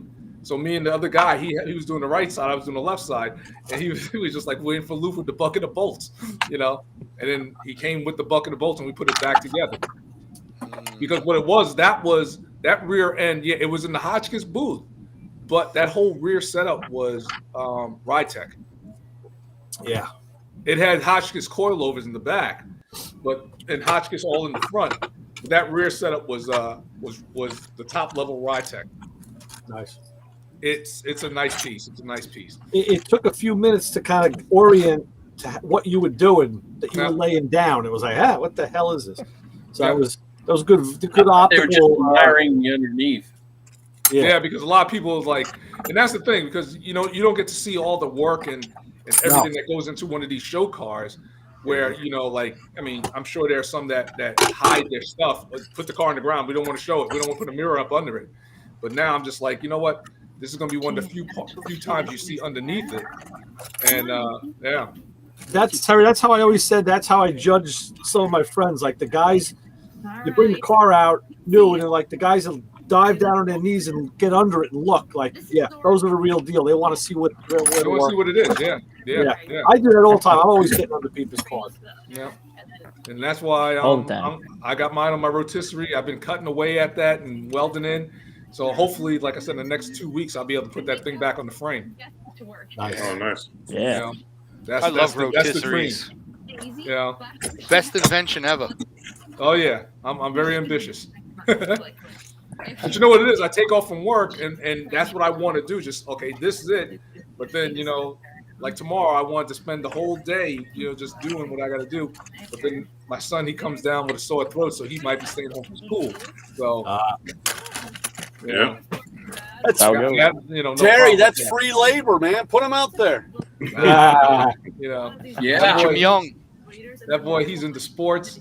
Like I think he'll be into cars once he realizes, hey, girls like cars. Mhm. Yep. But he already got his eyes set on the Z01. He wants that Z01 bad. Good. The new one.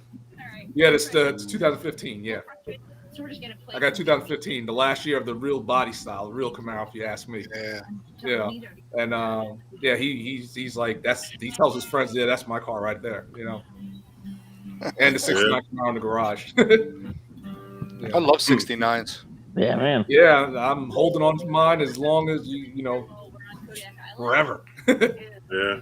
Yeah, they're the perfect body style for all kinds of modifications. You can get them to sit low. They look like they're sitting low even when they're not because of that flat part on the wheel well. Yep. And then I got a buddy who has side pipes on him, and I'm like, it just looks like it's too low, but it's the side pipes because it's so low in that thing, Yeah. They had 69 Camaros and 70 Novas. You can make them things like low. Like here, look. I had a Nova for a while. Look how low this thing is. Oh yeah, on the ground. Yeah. Well, it's not your normal Nova. That's it. No. That's a real fast Nova, but it's a very, low. very fast Like, Nova. look right between my legs, and you can see the center cap for the rear wheel is right at the fender lip. That's the mullet Nova. That car, This is is, the mullet. yeah, that's the mullet Nova. Look at that mullet. Oh my Lord! Look at that gentleman there. That's Oh, it. Business in the front and party in the back. Could air even get under that car? That was the whole idea. We didn't want Hopefully any not a air lot. under that thing. Not a lot. Nope. Yeah, that car was low. Think about, because it's a fiberglass nose, and you know what Novas look like. So that doesn't have a steel bumper. It's got the fiberglass, is molded into it, and it was about 4 inches between the racetrack and the bottom of the bumper. Wow. That car was low. I was always a Ventura guy. I like the Ventura a little bit better. Nice. I like the Venturas, yeah. I even Good like the car. Omega. That was a nice looking car too. Yeah. Yeah, my buddy built up a Ventura. That is a pretty cool car. You know what the problem with the Ventura was? The front end was beautiful, but the back end almost looked too much like a Nova. They should have put like the Firebird tail lights, like how they had the two little slits. They should cheaped have out finished on it the off like back of that. the car. Yeah. Well, if you guys remember, Nova was actually an acronym. It wasn't a Or word. no go. Well, yeah. No, it stood for the 4 cars in the X body line. It was the N for Nova, O for Omega, V for Ventura, and A for the Astra, the Pontiac Astra. Really? That's what Nova stands for. I just learned that. They didn't tell that to the Mexicans, though. No. Because the Mexicans go, oh, no go, no go, Right, no bar, no No, but hold on bar. a sec. Wait a second. Hold on. N for the Nova, right? Yep. O for the Omega, I get that. Yep. The Ventura, right? Ventura. Yeah. But that Astra, that was like the Vega twin. No, not there were 2 Astras. There was the first one and the second one. The first one was built on the Nova platform on that X First body. generation. Yeah, the first gen. Yeah. Okay, because there was a Pontiac Astra that was like a Vega. Yes, exactly. They shared the Vega Right. platform. Correct. That was the Vega platform. That was I think that was an X platform. Right. And by the way, the Astra was a better looking Vega. Well, no. My first car was a 73 Vega GT. That's It 71. looked like 71. It looks like somebody took a Camaro and left it out in the rain and it Shrunk it. Just Yeah. Yeah. I'm looking I at mean, it right now. it had the Those were cool cars. same bumper, same Yeah. grill, same Right. headlight style as a Camaro, but Right. 7/8 scale. Hold on a second. If they had a Pontiac Astra that looks like a Nova, then they had the Ventura. So they had two cars that look like Novas? Yeah, don't ask me why. Yeah. I never saw. Let me look at this Pontiac Astra. It was funny because I remember back in the day, my friend wanted me to go with him. He was buying a Ventura, and I'm picturing like a '66 Ventura, a big car. I'm like, oh, cool, gonna get a big car. We roll up on had it. a Like, Ventura. what the fuck is that thing? It looks like a Nova. He goes, no, it's a Ventura. I'm like, really? Yeah. Are you sure? My mom had a Pontiac Ventura, had the stacked headlights. The early ones, yeah. Beautiful car. 66 or 67. Right. Yeah. Had the stacked headlights, silver, black vinyl top, black Nice. interior. Yeah. Nice. 400 with an automatic. Your mom had some nice cars. Yeah. My mom was into some cool stuff. That's great. And the caddies and all, that's good stuff. Yeah, had the caddies. See, Now even she the don't- Pontiac now she don't Astra, drive. it even had the tail lights that looked like a Firebird. Yes. Just They the should do that slips. with the Ventura. That would have been so much high. That would have been There would be one in my parking lot if I did. Well, I could always modify one. Sure. There you go. I could do that. Customize. Yeah. That's what hot rodding is, right? That's it, brother. You get a welder, you can do anything. I Yeah. got two. If you got a welder and a set of wire crimpers, you can build anything. Welder and Yeah, if you can't find it, build it. You Yeah, could right, even put an exactly. electric motor in a 57 Chevy. That's true. Or you can Project X. Yeah. I'm Taking a lot trying of to heat. figure out My boy's what taking a engine would they lot of heat. It's a GM engine. Yeah, they is it are. out to the public now? It's going to be available to the public. Yeah, it's the engine. It's the motor that's in whatever electric shit General Motors is building. I thought because I remember the last real SEMA 2019, Yeah. they had that Camaro that was. I don't know if you went past it. They had the Camaro, a Coppo Camaro. That's what it was. Yeah, electric Coppo Camaro. Yep. And they were telling me that the engine's going to be I available. think it's the same motor. Same motor. Yeah. It's not an engine. It's a motor. Oh, excuse me. Yes, you're right. I've really been thinking about. I've really been thinking about this whole They topic. finally and put a motor in the car. The I've been motor. thinking about the topic in case it comes up on the show, and I think I got it all. I got it in a box now. Project X was always. It's like what Uncle Tony does. It was built the way guys could build something at home with the stuff they could get and had availability to. Right. Agreed. And this breaks the mold because it's cost ineffective to do the electric motor stuff still. It's not cost effective. It's not stuff that a backyard guy can do. They And made that's why I think they made a it's- left turn on this one. Well, that's why I think that's an infamia because they kind of broke that mold of being able to do it at home. Yeah. So that's one of the things that, hot rodders, every time there's a change to that car, there's a group that gets pissed off. Yeah. It seems that the general consensus is that car should be small block with a 671 and a 4-speed and leave it alone for the rest of its life. Because to most people, that's a hot rod, Truthfully, I wouldn't mind seeing it left kind of traditional because the car is it's an icon of the hobby. Right. But according to the magazine and according to the editorials, the car was always a project and it was always to showcase new technology and things that are coming out and changing. But it's always been traditionally something that we could do. In other words, like a seed, they would do something that'd be like, oh wow. Just like the LS came around and Terry went, I could put that stuff everywhere.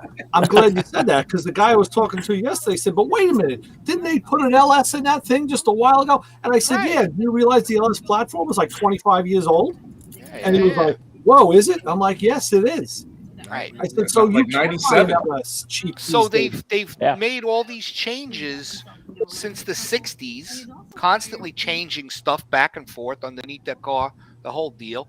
And then General Motors, they're towing the line that Gasoline is bad. Gasoline is like Orange Man. It's no good. It's bad.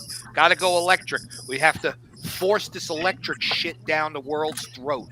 So, John, let me ask you a question. And they John. go to my friend Victor Cagnazzi, and they're like, "Can you do this for us?" And he's like, "Send it." And the guy is just taking all kinds of hits left and right. You know, John, I had destroyed an iconic car. I had Victor on the show some years ago talking about race car stuff. I'd like to get him back on the show and Bring talk him about back. this. Bring him back. Yeah. He'll talk about it. So, John, so you're saying that they should did have an left amazing that car, job. You're saying that they should have left that car the way it was, like from the giddy up, or No. I fully support what they did to this car now. I'm 100% behind it. All right. Take care. Take care. I gotta go, guys. All righty. See ya. Yeah, I got no problem with the electric motor in that thing. I don't have his info on my phone. I'll send it to you. It's a project. It's not going to stay like that forever. No. Who the hell knows? A year from now, they may throw some sort of propane engine in that thing. Yeah, right. Natural gas. Natural Well, gas. they need to piss everybody off and put a coyote motor in there. Yeah, I know. Right. Unbelievable. So no, I mean, I looked at this thing from the point of view of a car builder, and let me tell you, his crew, they fabricated some stuff that's absolutely phenomenal. You got to look at some close-up photos of this car and the things that they did. It's got electric air conditioning. That car never had air conditioning. It's got electric AC in it now. It's got electric power steering. There's a power. That's in the marketplace now. Yeah. There's an electric rack and pinion steering system in that car now. That's available. And it's a battery operated pump. There's Right. no steering column coming through the firewall. It's all behind the firewall. So it's steer by wire. The car's got all kinds of technology in it. Yeah. They got rid of the gas tank. They got rid of the exhaust system. They got rid of the radiator. Yeah. They got rid of a bunch of stuff, and they only put in what was necessary. There's a condenser in there with fans on it to run the air conditioning and to cool off some of the things that are going on up front there. Well, there's heat in the motor. Yeah. Yeah, there's some heat. There's a bank of batteries that are mounted in the trunk floor, and it has provisions to add more batteries on top of that. The battery pack that's in it now is made for a typical hot rod kind of car. You're not going to drive this thing everywhere every day. It's not a kind of car you drive every day. It's a toy. So that's the battery pack that's in there, which absolutely, the car is 600 pounds lighter than the way it rolled in with the LS, whatever was in it. Which is a light engine anyways. Right. Yeah. It lost 600 pounds. That's a lot. The way it sits with the battery pack ready to run. The car goes 0 to 60 in 2 seconds flat. Yeah. That car never accelerated that fast. No. But if they would have done it to a 72 Coupe de Ville, nobody would have cared. Right. And they would have said, wow, what a marvel of engineering. I would agree with that. The fact that it's Project X, Yes. people can't look past it. I would love to see it Right. for the engineering, but Yeah, I actually would put, if they said, would you rather see this in Project X or a 72 Coupe de Ville? I've been like, you know what, get that Coupe de Ville in here. yeah, Right. How much rather see that 77. have that go down the quarter mile? 77, right? Yeah. Because that takes the whole history, the whole history of the car out of the equation, and you're not tainted by changing history. So then you can actually absorb the technology. And the interior's been updated.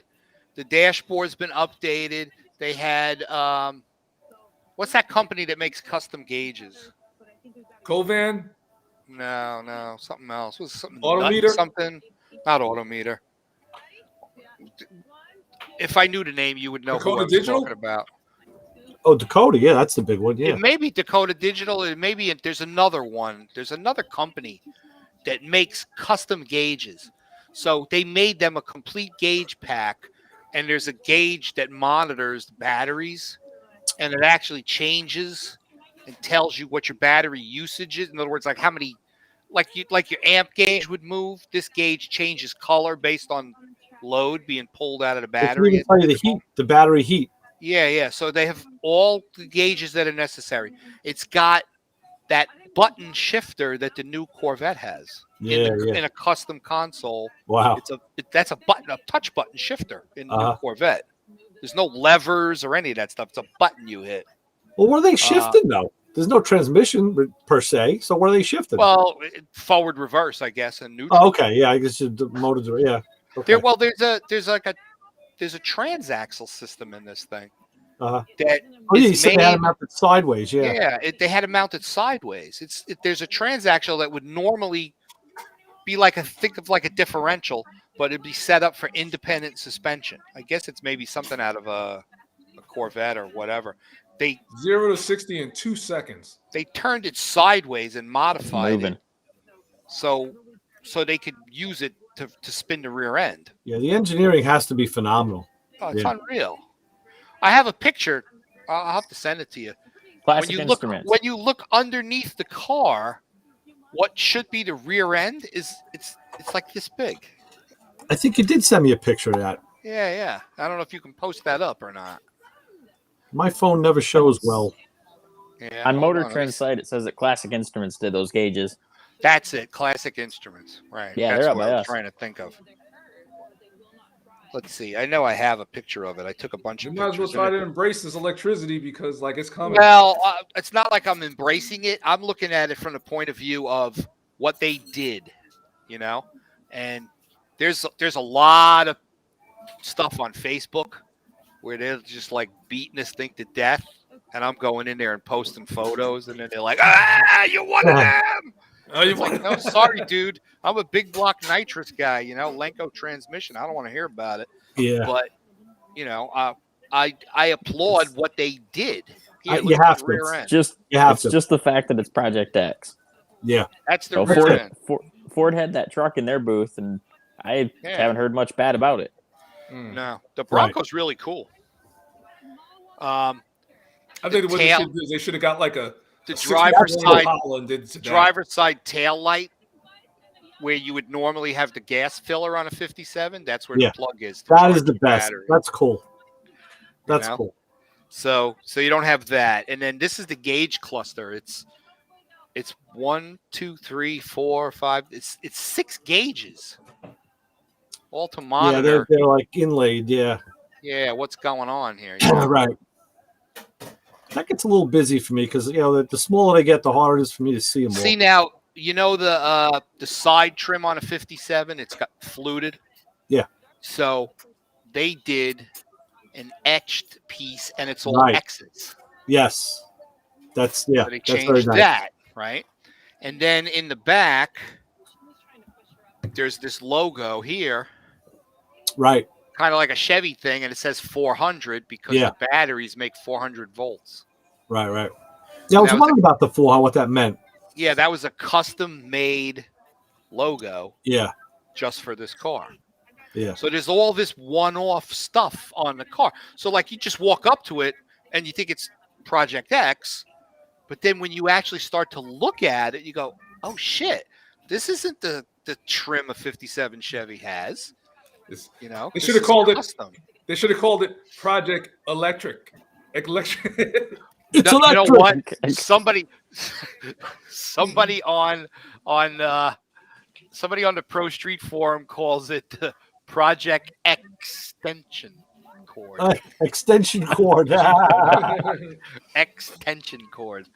And I'm like, that's funny because that's actually a good name. So yeah, there's so many Facebook guys that are just totally livid over this. Well, and I'm like, I'm not livid over it. I wouldn't own it. I wouldn't do it.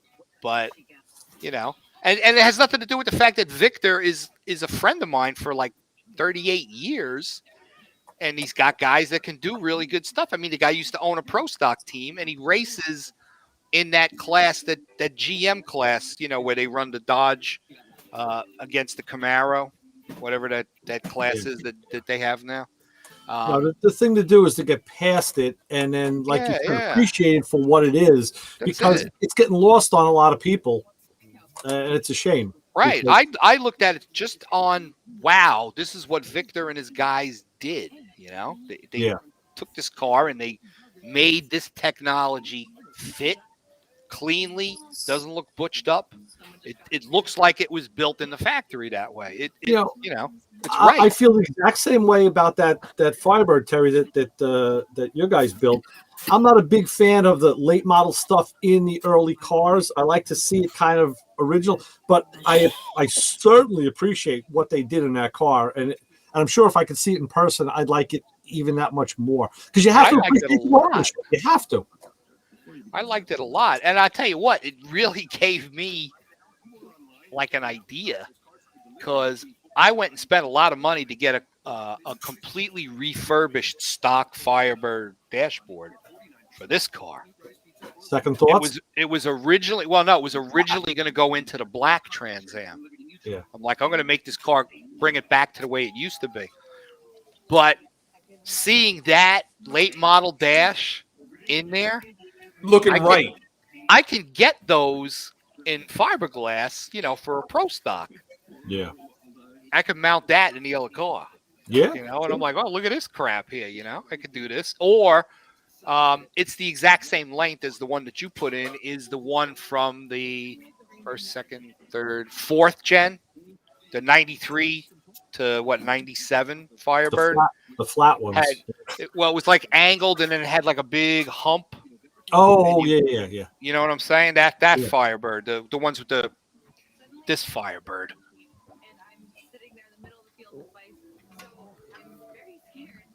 That. Yes. Oh, that's the fourth gen. Fourth gen? Yeah. Okay. That's got a really cool dashboard. No, I'm sorry, fifth gen. Sorry, this fifth gen. Fifth? Yeah. You see, that's the thing. I think anybody who builds First, second, anything, third, no, it's fourth gen. No, fourth gen is the IROC style. Yeah, fourth is the IROC. That's the square, the flat dash. First, second, third gen is IROC. This is second. IROC came out after this. Second. Third gen is the IROC. IROC. Second, third IROC. Right. Fourth gen is that Firebird. Fourth gen, you're right, 100%. Yep. But like I said, I think anybody who builds anything or works on things to that degree can appreciate or will appreciate the engineering and the workmanship. You have to. And if you don't, you're fooling yourself, or you're not doing what you say you're doing. And I think the keyboard commandos who are just shitting all over it, they're not doing dick.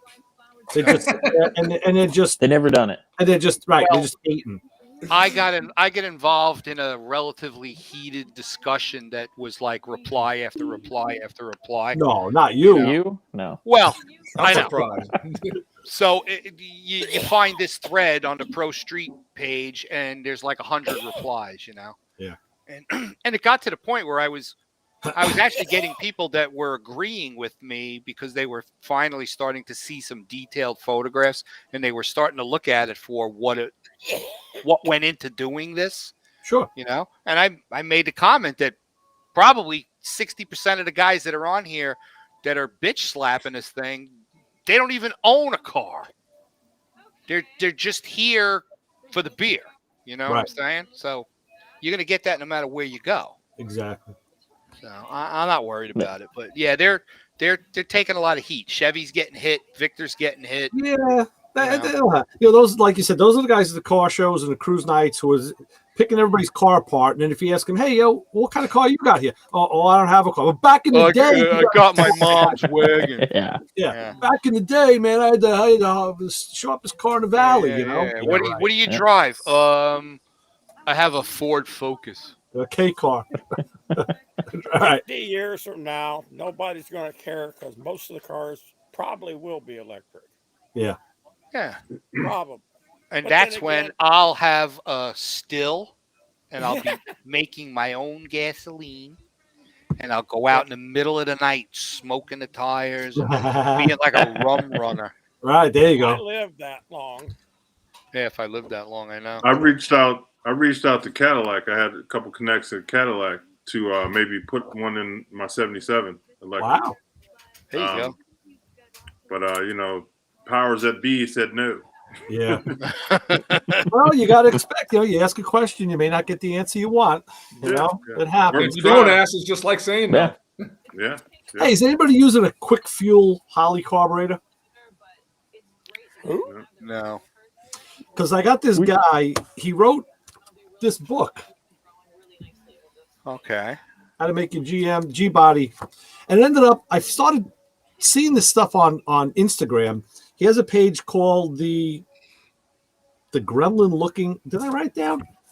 It's the Gremlin looking thing, or something like that. It's. I think it's like a gremlin looking object or something like that. The Gremlin looking object, yes, with underscores. So I liked some of the stuff, and then I made a couple of comments, and he writes back to me. He's like, "Hey," he goes, "I was on your show a few years ago. Don't you remember?" Joe Hines is his name. I'm like, "Oh yeah, because he said he wrote the G body book, and I had it right here." I'm like, "Yeah, I remember, sure." He's writing another book on late model Hemi swaps into everything, right? And I said, "Well, listen, we got to get you." He's going to be on the show on Sunday. So it ends up he works for Holley in the technical department. And I said, "Man, I got to talk to you." I said, "I'm thinking about a whole intake swap, and I got to get." So he was recommending this, either the Quick Fuel or the SS, the Super Street carburetor that they make. And he said the Quick Fuel has more tunability with the boosters and all. So I was just wondering if anybody had used one. We've used a handful of them on a lot of our projects and seem to have pretty good luck. Okay. Yeah, they come in different colors. I want black. Yeah. Want to make them red, black, blue, all sorts of. Let's see if I can find that one. Talking about the fuel injection. So are they a Holley knockoff? No, it's right from. Well, this is Holley right direct. from Holley. Oh, so Yeah. it's got to be good then. Right. That's what I Got to think. be good. Got to be. No, It's got to be. Yeah. With a name like Quick. Well, fellas, Got to be good. time for me to head on off. I got to go to sleep. What time's the clock on the wall say, Terry? Well, the clock on the wall says 10:45. Hell out of here. Yeah, I'm with you, bro. All right. get with So I me, say ceiling. Right. Hey, Terry, get with me over the weekend. We'll talk about PRI. Is Papa Squirrel going? No, Papa Squirrel's staying home. So But far, it's me, Jay, and Lou. Okay, cool. Yeah, Nelson's going. Nelson Gill's going. CRI, I think Dwayne might be going too. I think he is. I know Boss One's going. Yeah. So we're going. Everybody's going to PRI. Yeah, I talked to Nelson the other day, and we're going to make a party out of it. That's what's up. We'll get it pumping. And a couple of celebs are going too, so we'll hook up. We'll do it this year because we have to go to. You know how we do. No, you know it. Yeah. We know it. We do some serious videos out there, man. Serious. Yeah, Justin, make sure you look for us because. Oh yeah, man. We Definitely will be where the stuff is at. Right. Is Nelson bringing Where his it's happening? Yeah. That happening. Oh, so he's not going to. Oh, okay, cool. Yeah, he got a booth inside. Not this time. Before he was out in the hallways, but he's inside this year. All right, cool. Good enough. Yeah, we're gonna take advantage of it because we didn't get to see each other at SEMA. So, Nelson he's ready to pop it loose. And Nelson's he wants the party to be there. Yeah. All right, gentlemen. As always, be easy. Okay, Terry. All right. Guys. Yeah, care. I'm out too. Lewis. Later. All right, Terry, See you, take it Lewis. easy. See ya. All righty. And the deck shuffles one more time. That's it. Yeah, it's hard to see. That's that Quick Fuel that we had on little 383 Yeah, the Camaro we built. Yeah, it just kind of blends in there. Yeah, it looks just like a Holley. Yeah. They sell like the list through Summit. They're like $700. Yeah. So my next question was like, how are you doing any deals these days? Any promotions? Any contingencies? Any advertising? What do you want to do here? Yeah. Because the other possibility is dual throttle bodies. Just keep the intake I have and put dual throttle body EFI on it. So I don't know. I saw that they're selling that now. The Holley fuel injection system that's made for dual quads. Yeah, and I'll tell you what. Because it used to be, if you had dual quads, you had to use 2 units, and then try and sync them together. I So asked now if you they've got did you say yes? two Yes. throttle bodies being controlled by one computer. Right. And I'll tell you, he did not recommend the sniper. I threw the sniper out there, and he did not recommend it. What did he say to me? I'll tell you what he said. Quick fuel adjustable bleeds. If you want, he says we offer dual quad snipers if you want to go EFI and keep your intake. For single 4-barrel, he prefers the Terminator X Stealth. It has more traditional carb look and a little less finicky than the sniper. So the Terminator X Stealth is what he's recommending over the sniper for fuel injection. Is that what we put on the Camaro? Because it looked like a Holly Dominator. I don't know. I didn't look that one up. Terminator Yeah. X Stealth. I have to look that up. And see. No, I don't think it was called a Terminator X. I think it was called a. Oh, you know what it was? It was called a 4500. Right. Okay. Yeah. Yeah. Because it literally is exactly the same size as a Dominator. Right. Yeah. It's got the really big. What is it, like a 7-inch circle thing on it? You know, with the 4 big giant injectors in it. Right. Yeah, that was a pain. I still don't understand how to tune those things. So, but it's gone. Yeah. Rocco's got it, and I found a guy that's literally like 3 miles away from him. That's a certified Holly tuner. Oh, good. So he will be doing the tuning. Yeah. Hey, it's like I always say. You want to hire the best guy to do. You want to hire the professional to do the job that he's trained to do. Give that guy the money. Whether I don't care if it's shower doors, decks, or lawn care. Pay the guy who knows what he's doing. My job was to build a car and hand it to him running. And you did. Yeah. And I did. And when I took him for a ride around a block, and I mashed the pedal at about 40 miles an hour, and the back end came out, he was more than happy. Yeah, sure. Who wouldn't be? Yeah, because that thing made a ton of horsepower.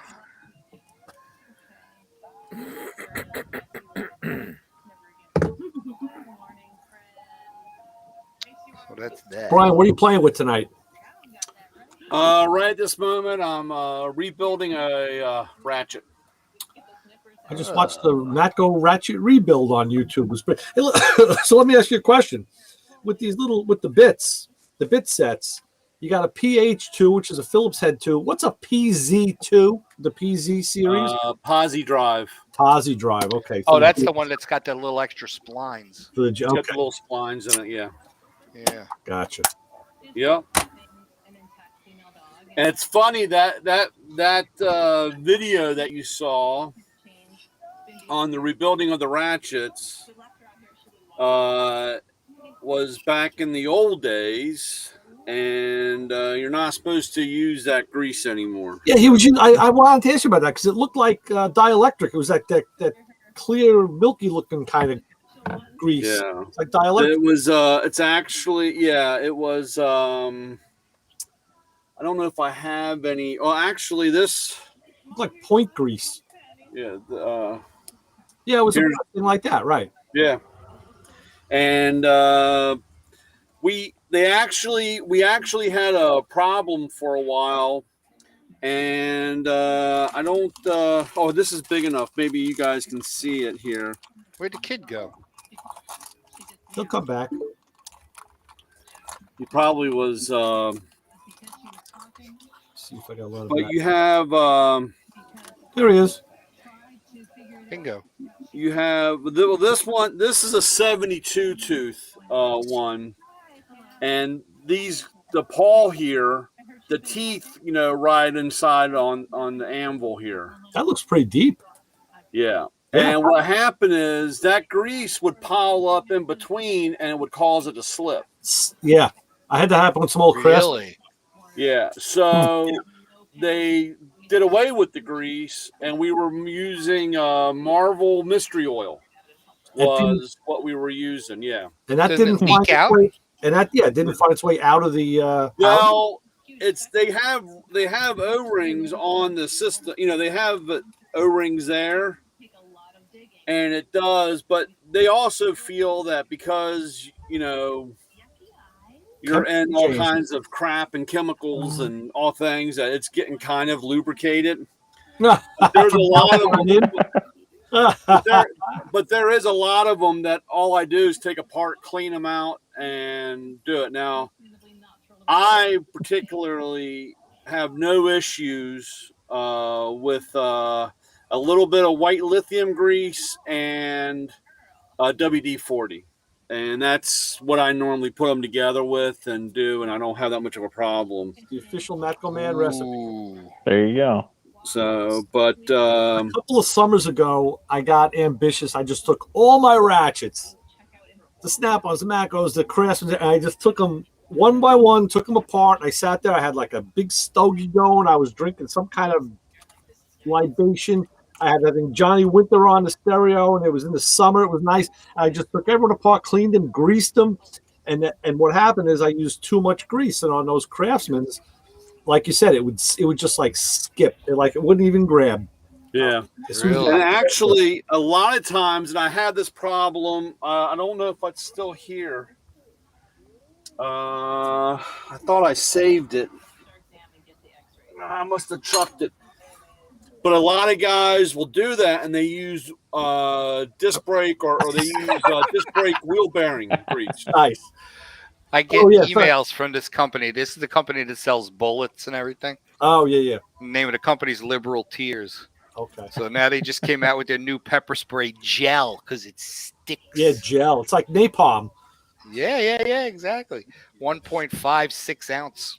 You know, speaking of, Brian, what I was thinking of is like if there was an oil that would be like have a thick viscosity that you could just put a drop of it on that would actually stick and not come off, but not be like wheel bearing grease. Yeah. Well, the problem, like I said, if you want to wheel bearing grease, they would use disc brake, and the melting point is so high that the ratchet doesn't get. I mean, it's not going to get warm to melt the grease. Right. And that's a lot of guys will pump their half-inch guns with that grease. Oh wow.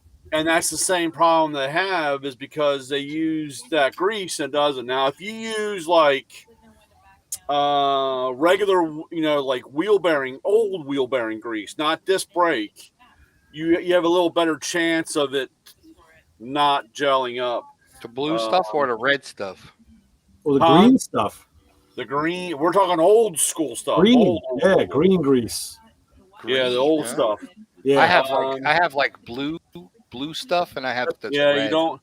Now you can also. I've used in a pinch. I've used that transmission assembly grease.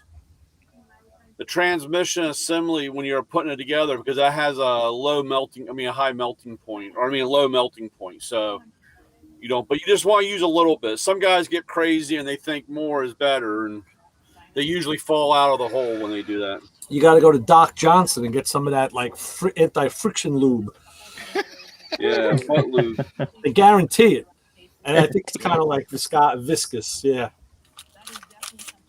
So, but usually a little bit of white lithium and WD-40 will save the day.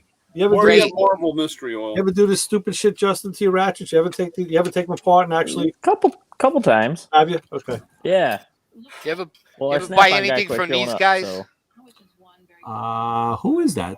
Schwartz Candies in New York. Oh no, I don't think I have. No. Oh man, go online and look them up. I order stuff from them every year. They ship from New York. They got those marshmallow squares. Yeah. Covered in chocolate. These guys are phenomenal. Chris was sending me for Christmas, like we were sending him like wine baskets and shit. He was sending me these vintage candy baskets with like all the old candies from the 60s and 70s. Right. Like, wow. Great stuff. Yeah, see, they make all these assortments of chocolate covered marshmallows. Oh, nice. And there's different flavored marshmallows. You can get different vanilla, you can get strawberry, and nice. I get them. My kid loves them, so I get them, and they're like awesome. Yeah, my daughters are both big s'mores fans. They love to make s'mores all the time. And how about toasted coconut marshmallows? That's cool. Yeah, that's nice. These guys have it all, man. They're awesome. Yeah. They might have it all. I can't eat it. There's actually a shop by the shop. It's like it is a bakery, but it's also it really is primarily a candy business. Emil's Candies, and they have a little bakery section, but they have like fresh made candies. It ain't cheap, but the stuff is off the hook. The chocolate is so Schwartz creamy. Candies. They've been around since 1939. Wow. 127 West 72nd Street in Manhattan. Oh, uptown. Okay. Yeah. Nice. Between you can drive there Amsterdam without and paying Columbus. tax. Yep. Yeah. They're awesome. So Nice. I get stuff from them every year, and it's like you've never had stuff this good ever. Nice. Yeah. New York's got everything. Sounds like it. Founded by Al Schwartz. Sure. Nice Jewish guy. Right, of course. Of course. My buddy bought his motorcycle company in Hempstead. They were renting a building on Main Street next to the Jaguar dealer. There you go. For years. And then he says, you know what? We got to get a building. We got to buy a building. So he bought this building on Front Street behind the A&S. And it had been a candy. Now you're dating yourself. Right. So it had been a candy business back in the 20s. The basement was like had 12-foot ceilings with these huge rafters because they used to run forklifts up and down on the first floor. So everything was super heavy duty. Oh my God. And in the basement was this room, all wood, and with this giant wooden, like a vault door, and it was the refrigerated storage for the very, very fine chocolate. See, we're talking the 20s, so they didn't have modern refrigeration back then. Nope. And he bought that building and ran his shop out of there for years. It was like a bulletproof building. And then awesome. They decided they had to do the Hempstead Hub project, and they came in with eminent domain and said, "We're buying your building from you." Don't you He's love like, that? No, you're not. Like, yes, we are. And yes, they did. They did that with one of the restaurants we take care of. Oh, really? Yeah. Johnny's Hideaway. Okay. It's in Orlando, and right off of I-4, and they're doing an expansion, and they're adding a larger exit off of I-4 to handle the traffic. Wow. And Johnny's was in the way. I will say this, though. They came in and did a physical inventory down to the slat wall, every electrical fixture he put in, the flooring. He put a lot of money in the building. And they did pay him out for everything he did. So it was a fair deal. It's just not a deal that he wanted, but Yeah, so Johnny's is moving to a new facility, and we're gonna have to be moving some big fish tanks soon. Wow. Yeah. They tried to get my house. Really? We had an inter-county connector, and we were ground zero. Oh, right. And they came in and they said, "We're buying your house, $249,000." I said, "I don't think so." I said, "The house next to me just sold for $4." I said, "You give me $389, and I'll drive the bulldozer through the front door." Because I'm going to need a door that big to get all my shit out. That's why. So, and then all of a sudden, overnight, mysteriously, they found Indian artifacts down the street here. So that put a stop to everything. They spent millions of dollars to dig up the yard and the stuff. That happened down here. They eventually built it like 4 miles down or 5 miles down from me, but I'm still no man's land because for the last 58 years it was supposed to be ground zero here. So nobody, like I said, they all like wrote everything off already. Like they were going to go ahead and buy it all.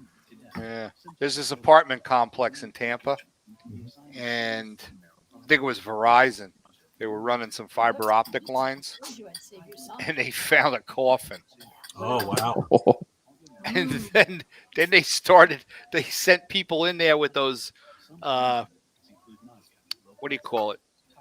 They run them over the ground, and it's like ground radar. penetrating radar, yeah. Right. LiDAR. And they started finding all of these coffins. It turns out that some guy did a shady deal like 70 or 80 years ago and got somebody to develop this apartment complex over an old cemetery. Poltergeist. So now they're paying everybody to get out. Wow. And they're going to knock down the apartment buildings, and they're going to resurrect this cemetery. It's funny how stuff kind of comes around topical like this, because I've been following this news feed from the area of North Carolina I'm looking to relocate. So I get a thing every day. It's a news feed with different stories, and some of them are very, very local, and some are more broad. So the one today was a very local one from that area, and they said there's a lot of these old cemeteries that were just people put them on their own property down there. Yeah. And this one guy, it was like 1858, I think. He bought like 58 acres. Wow. And he was the first guy to die like 2 years later. So they planted him first. And now the family's been putting family members there since the 1800s. But it just, now they're selling off the property this many years later for development. And they're finding these burial sites. And they said it's not uncommon. Well, they're writing the article for the locals. So they're saying, as you know, down here, it's not uncommon to see markers right on, like at the road's edge. And they're finding that now what they need to do road expansion, and they're doing, building buildings. They have to be cognizant of the fact that there could be bodies under there. And they're doing the same thing. So saying that they're getting a bunch of these like child-sized coffins and putting the remains in there because that's all that's left. And all the wood is, the coffins are gone. Yeah. And then they're going to relocate them. And so, that's going on all over the place down there. Unreal. Wow. We got where I grew up, just right up my block and up the hill a little bit is a cemetery of the people that used to literally own all that property. Was the Totten family. Okay. And these headstones got dates on them like back into the 1700s. Yeah. They were around for a long time. There's got to be about 60 or 70 bodies in there. Right, it's right. all fenced off. Uh-huh. And it's got these big giant, oak trees and pine trees in it, and the county or the town takes care of it. Yeah. But there's been some vandalism. I know when I was like in my teens, some assholes went in there one night and they literally kicked in. These were like these headstones. They were maybe about 3 inches, 2.5, 3 inches thick. They were white, and it was just like a slab with a curved top, and then they were carved out. And if you kick them, they just snap. Oh, that's what these guys did. These creeps. They came in and they whacked out about 15 or 20 of them. They were all laying there. It was a big thing in the news day and the whole deal. Yeah. So, town came in there and they changed the fencing, put in taller fences, made sure everything was locked up, and they changed all the headstones again. I was going to say the good thing is you could probably epoxy them back together because they're kind of porous and craggy. Yeah, they are. It's like look like sandstone. Yeah, kinda, that's what I'm saying. It may just actually sit back and join itself again with some good epoxy. Yeah, I don't know. They changed a bunch of them, and I think they were able to fix a couple. But I was kind of pissed off that somebody would even do that. Oh yeah. I watch too many horror movies. I'd never go into a graveyard and kick over. Yeah. I'd be afraid of meeting Dresden or something. Bad mojo. Yeah. Not good. Funny. Not good at all. Yeah, the Totten family. They were around for a long time. It was like down in North Carolina. We were trying to find this real estate guy to look at a house, and I noticed there was I forget what the name of the road was. And there was another road with the same, like there was an avenue and a street. And then we saw on this guy's like a front yard, there was this little graveyard. There was like about 15 headstones. And I looked and it was the same name. And I'm like, man, somebody owned a lot of shit a long time ago, man. Because this whole area is named after this family, I see that around here, and not even like really close to here, but I'd be like driving and then I see roads that are named after people that I know. Their families have been here in town for a long time, and it's like the local mafia, It's pretty wild. I don't know anybody named Pine Lawn. No, I got a file cabinet over at Pine Lawn. Do you? Yeah. When my old man passed, my mother forced me and my sister to buy. Oh, okay. So Right, I got a right. file. I call it a file cabinet. Right. So every once in a while, if I go to New York and I go visit the old man at the mausoleum, I turn and look at the other wall and I Yeah. see that blank, shiny, gray granite. Yeah. Someday we'll have my name on it. Right. I know. It's not a good feeling. No, when my brother died, his wife, we bought 2 plots. Yeah. So my wife and I have one, and she's got the other one with him. So it's on one headstone. Of course, his name is on it, but there's 3 other blanks. And I'm like, which blank is mine? Like, shit.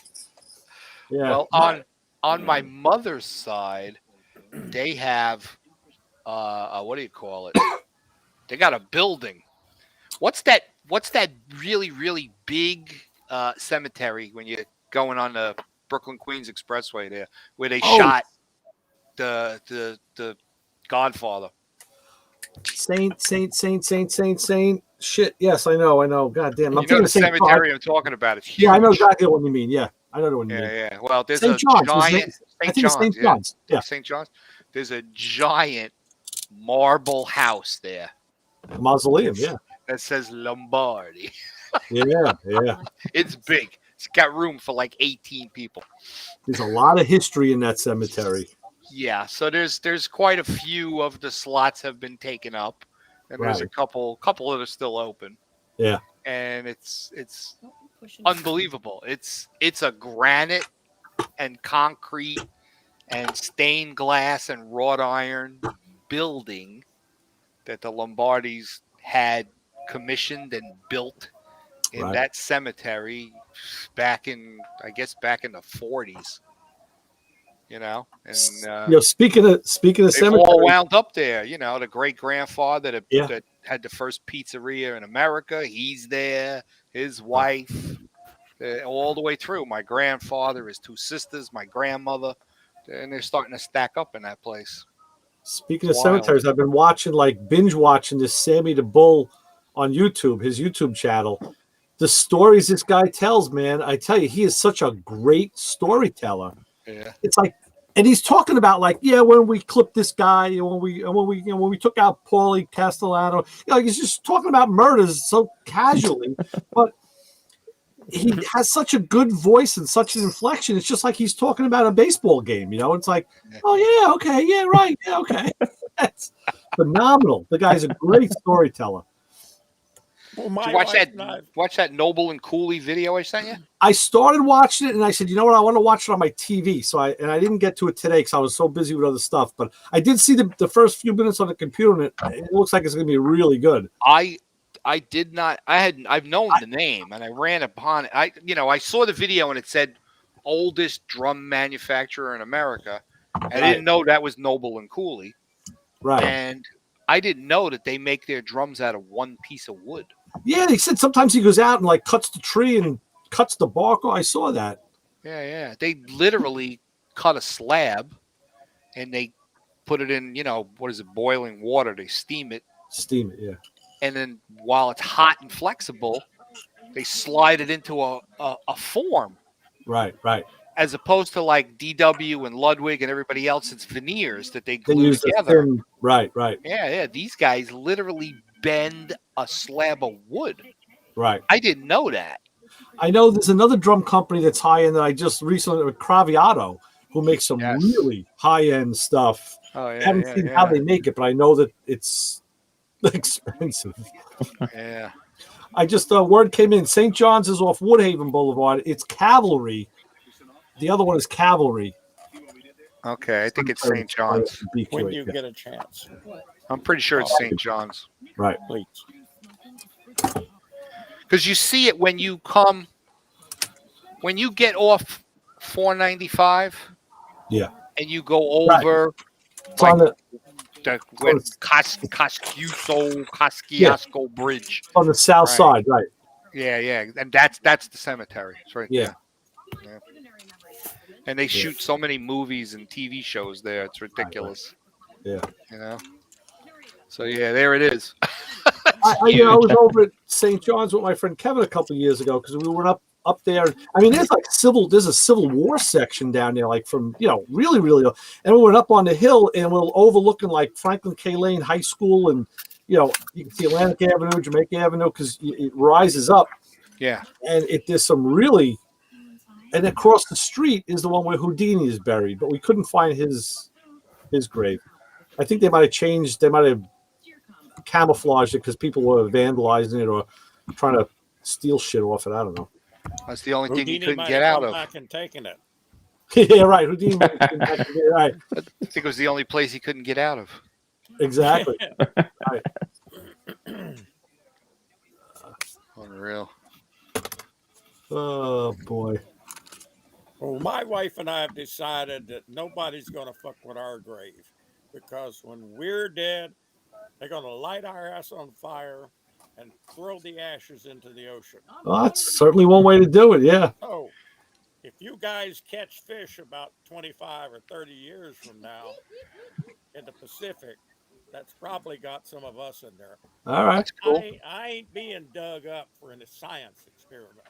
And they're saying some people now are doing. They're taking the ashes and super compressing them. That's what Barb wants to do, into a diamond. Yeah, to make a diamond. Right. That's right. what she said she wants done. Okay. I don't want anybody. She's like, having make me anything into a about it. diamond. Yeah. Shine I on, don't you wanna be crazy a diamond. Yeah. Oh, I just heard "Welcome to the Machine" today on satellite. Like, oh, I love that song. I love that album. That whole album's awesome. Oh, such a great that whole beginning, the machine sounds and all. It's like, wow. I forgot how It's so weird when you listen to Pink Floyd and you listen to their stuff directly in front of Dark Side of the Moon. Yeah, yeah. What are they? They were a typical English band. Yeah, prog with that funky keyboard kind of a sound, and they were like everybody else. Sure. And then it happened. They made Dark Side of the Moon, and it was a completely different deal. Yeah. And the quality of the recording because of where they recorded it, and then the fact that you had trying to think of the guy's name. It's like the whole band took acid, and all of a sudden they just had an awakening. Yeah. None of that stuff is anything like what they had prior to Dark Side of the Moon. Not at all. And I forget who did the production on Dark Side of the Moon. Ooh, good question. Look that up. Yeah, well, you would know him. I'm sure. When I look it up, because he's Alan Parsons. It was Alan Parsons. Alan Parsons. Yeah. Yeah. He did the Ice Guy. Yes, she is. Yeah. And he has Alan his own Parsons band. project. Yep, he had his own band, Alan Alan Parsons Parsons project. He produced that album. Legendary. Yeah. He completely changed the whole tone of Pink Floyd. I mean, those were days sitting in the basement with the lights out, and you'd be staring at the album cover, like freaking out, like, "Oh my god!" The room that I kept my drums in, we painted the walls black. My father said, "Knock yourself out." So I had the drum set in the corner. The walls were black. The floor had black carpet. Wow. I had a couple of old couches that my parents, they got new couches. So I wound up with these two couches and a chair. Oh, wait, did you take the plastic off them first? Yeah, there was no plastic on it. Good. And I had those. It's an Italian thing, Justin. Yeah. I put a couple of 4-foot black lights attached to the walls. Yeah. And I had all those blacklight posters. Sure. Star Castle. Hendrix. all of that weird blacklight poster. Right. They were like felt. Yeah. Those felt blacklight posters with the crazy paint schemes. That was like a trippy room. And, unbelievable. And I would put the stereo on, and I had these really super nice, but they were heavy, Koss over the ear. Well, phone. I still have a pair upstairs. A Koss Pro 4 AA. Yeah, that my father gave me, Right. and I would plug them in, and the speakers would be shut off, and I would be They're the best. cranking Pink Floyd. You Yeah. know? And it was like, See, that's the kind of room at night. It looks great, but if you ever go in that room like in the day with the light on, it looks It looks yeah, terrible. right? Yeah. Those blacklight posters look like shit on the regular. And everything light. else just doesn't look right when the light is on. Yeah. Yeah. But it's funny because my So older weird. daughter, when she was in high school, she found out that, hey, Dad's got this giant CD collection in here. And what was she doing? She's cherry picking my Pink Floyd stuff. I'm like, hey, put that back. She's and to this day she's a big Pink Floyd fan. Do you have the Pink Floyd Pulse double CD, the one with the blinking red light? No, You never No. had that? I don't know. I never did have that. Wow, I have that. No. The battery finally burned out after about 2 years. Okay. It's a double CD. Yeah. It's called Pulse. It's Right, live right. stuff. It's all live stuff.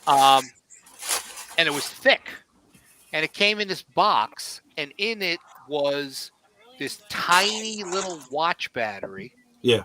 And it had this really small red LED on the spine, Right. and it would blink. Okay. And it was set to blink like, I don't know, like maybe every 8 or 9 seconds. Wow. And literally the battery lasted like 2 years. Yeah. I remember that's driving cool. to work and then Weird. flipping stations. That's when we had NEW and BAB and Q104, whatever it was at the time. And I stopped. Like, what is this? It's like live Pink Floyd. You never heard live Pink Floyd. No Sound of Thunder. I'm like, what is that? And then I went out and I bought that double CD. I said, I got to have this. This is Pulse is live. There's a couple of live from them. Now this was like the first time they did it. Yeah. Same thing. I was driving to work again. I heard like live Doors. And Doors had put out a double CD set that was like just clips from all their different concerts around the country that they compiled, and it was live. I was like, oh, I got to have this too. I love live albums. Got to hear Wild Man Jim. Yeah, some of them, it depends. The production isn't always great. No. One of my favorites is Jethro Tull, Bursting Out. It's got the big bubble on the cover. That was all live stuff too. Yeah. Some of the live stuff is because some bands, the songs change a little when they do them live. Different dynamic. They speed them up a little. They speed them up and they end them differently. Yeah. Yep. So it depends on the band. Frampton comes alive where you can hear my best friend next to me whistling during. Really? Yeah, phenomenal. Yeah. And I tell you, I saw him at the beach. They taped that at the Long Island Arena. I think the last time in Comac, Yeah. I think that I saw him last time I saw him at the beach was maybe before COVID, 2-3 years ago. And he got the guitar back, the original guitar that's on the cover of the album that was stolen. He got it back like 40 years later recently, and he plays it. And when he does the Comes Alive stuff, the band he's got now, it's dead nuts. He hasn't lost a thing. No, they're real good. Very good. Yeah, Ernie, one of the guitarists from my high school band, had a replica. His father had it built at the Gibson custom shop. Ernie's dad he contracted with Gibson to build a dead-on replica of that Les Paul that nice. Frampton had with the triple humbuckers. Right. And he gave it to Ernie for his 16th birthday. Nice. Yeah. That's cool. Beautiful guitar. Ernie still has it. I saw it when we went to Colorado. I'm like, you still got the triple humbucker Les Paul? He goes, yeah, it's right there. Nice. Yeah. He said, I'll never get rid of that one. No. It's unreal. Beautiful, beautiful guitar. Black, the white, edging, and the triple chrome humbuckers. It's got the different tuners. Frampton uses different tuners. And the bridge is in a different spot. It's not where they normally put a bridge. It's angled, I think, right? It's on it. I think it's angled and it's closer to the lead pickup. Changes the sound. So I have pretty a picture awesome. of it. Yeah. Actually, you know what? He had this as his backdrop Watch, they're gonna flip it. Why the fuck, you know? Your phone comes out like crap on here. I know, but yet in person, maybe it's the lighting. I don't know. No, but I think that's what it is. The pig's nose. No, I don't know what it is. Pig nose? They're gonna flip a pig. So You know, they don't there's a little There's a little amplifier called a pig nose. That's the Battery amplifier. operated. We're watching a vet show, and they've got all these pigs, pot-bellied pigs, and they're going to flip one to treat it. And I'm looking at that pig's nose going, nope. You know that dolphin that lives down here that was in the movies? Yeah. It's sick. It's got some sort of intestinal virus, and they've got animal doctors from around the world are trying to figure out how to get this thing right. They're giving it all kinds of meds and everything, and they can't. It was on the news tonight. They said that all the stuff that they're doing, it seems that it's not getting better, and it could actually be getting worse. Oh, wow. And it's a really famous dolphin that lost its tail. And a guy who lost his leg, who's in the prosthetics industry, he created a tail for this dolphin. Really? Yeah. And then they made a movie about it. Yeah, they made a movie. I had to take the girls to it. Can you get a recreation and put it on the roof of the Camaro as an antenna? No, but when it finally goes, we'll have some fresh tuna. Hey, did you see in the Hudson River? They're catching these 600-pound tunas. Get out of here! They're ridiculous. Wow. They showed it in the paper last week. The gigantic-sized tuna. They said because the whole ecosystem has changed and there's all these feeder fish now and all this life that wasn't there, and giant tuna fish. Yeah, they would say this can make sushi for like months. Yeah, you can see the way the bridge is angled in on the low. Yeah. What was that, the E string? I guess. But that picture is Brian, I sent it to you too. That was his backdrop on the stage. Yeah. It was like a drawing of the guitar because he was so happy to get it back. He made it his backdrop. Jesus Christ, he looks like hell. He's old. I know. So Happens. weird. Yeah, it does. I saw him. I don't know. Maybe it was 10 years ago. Maybe a little longer. But he was completely bald. His hair is very, very sparse. But I'll tell you, his voice is right. It's just like you put the needle on the record. Yeah. There's a song that says that. Put the needle on the record. Put the needle on the record. Actually, no. There's one. Take the needle out of your arm and put it back on the record. I think it's a Pink Floyd album. It's at the end. It's at the end track. Really? It loops in the end track. It says, "Take the needle out of your arm and put it back on the record." And Joe Walsh did that with one of his on. It was Joe Walsh, was it James Gang? At the end, at the lead out track, there's another little. It says. This is the lead out track. Now take the needle off the record and flip it over and play side B. It's like, I love Joe Walsh. He's amazing. Yeah. What is wrong with that guy's voice, though? He's like, he sounds like he's totally retarded. I know. I was going to say the other thing. Frampton was playing a lot. The couple times I saw him with Steve Miller, Yeah. and Steve Miller but he got real quirky. And Miller, he does, what he's doing something I don't really like. He's doing his old songs, but now he's like changing the words a little bit. I guess you've been doing it for 40 years. You get a little tired, but yeah. And he comes out freely and says, "Listen, I had no problem of." He goes, "I didn't like playing live. I like being in the studio because I used the studio as my fifth musician."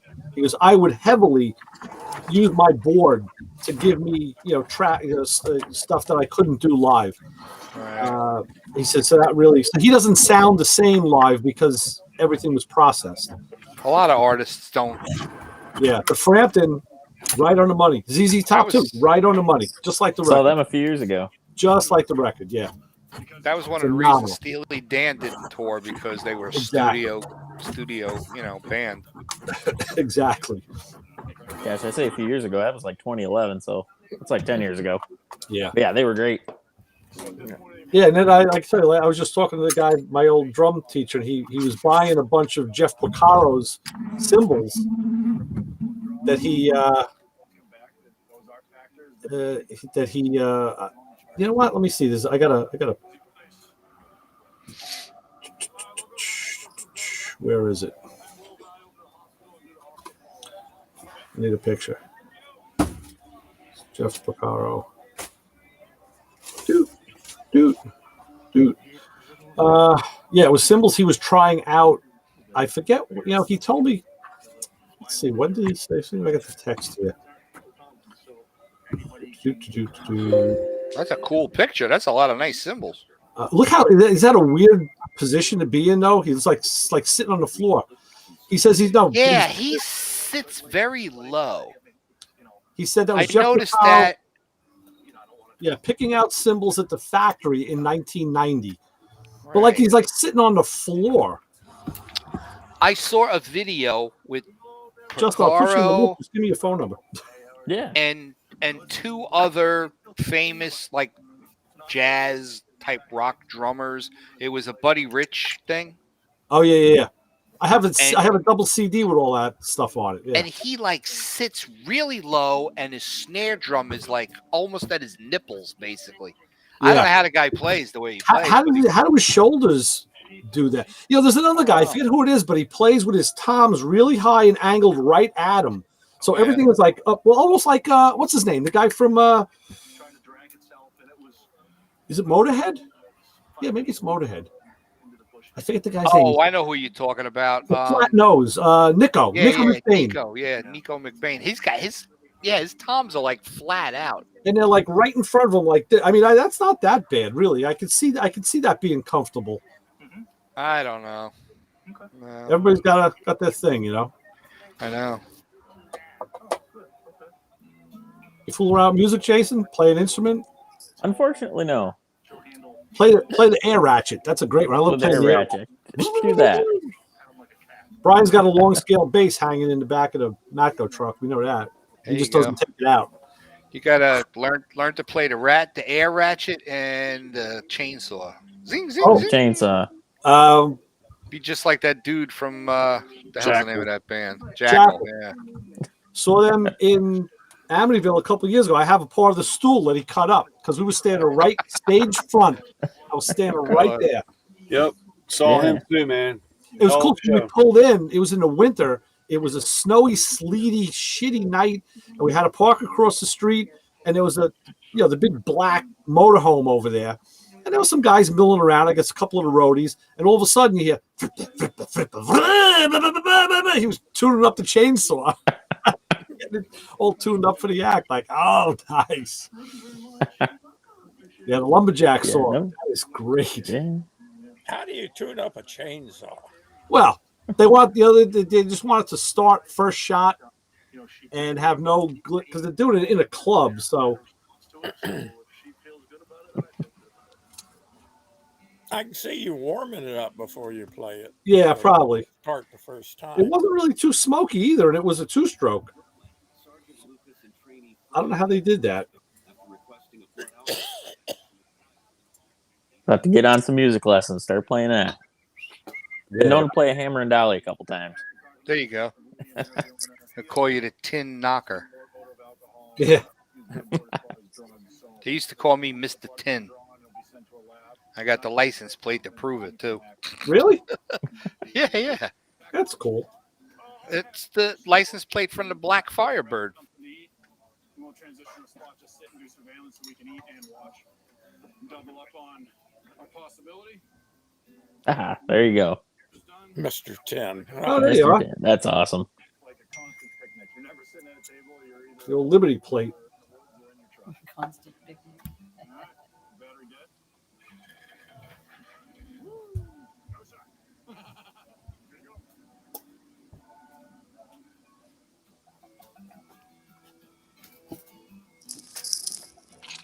Yep.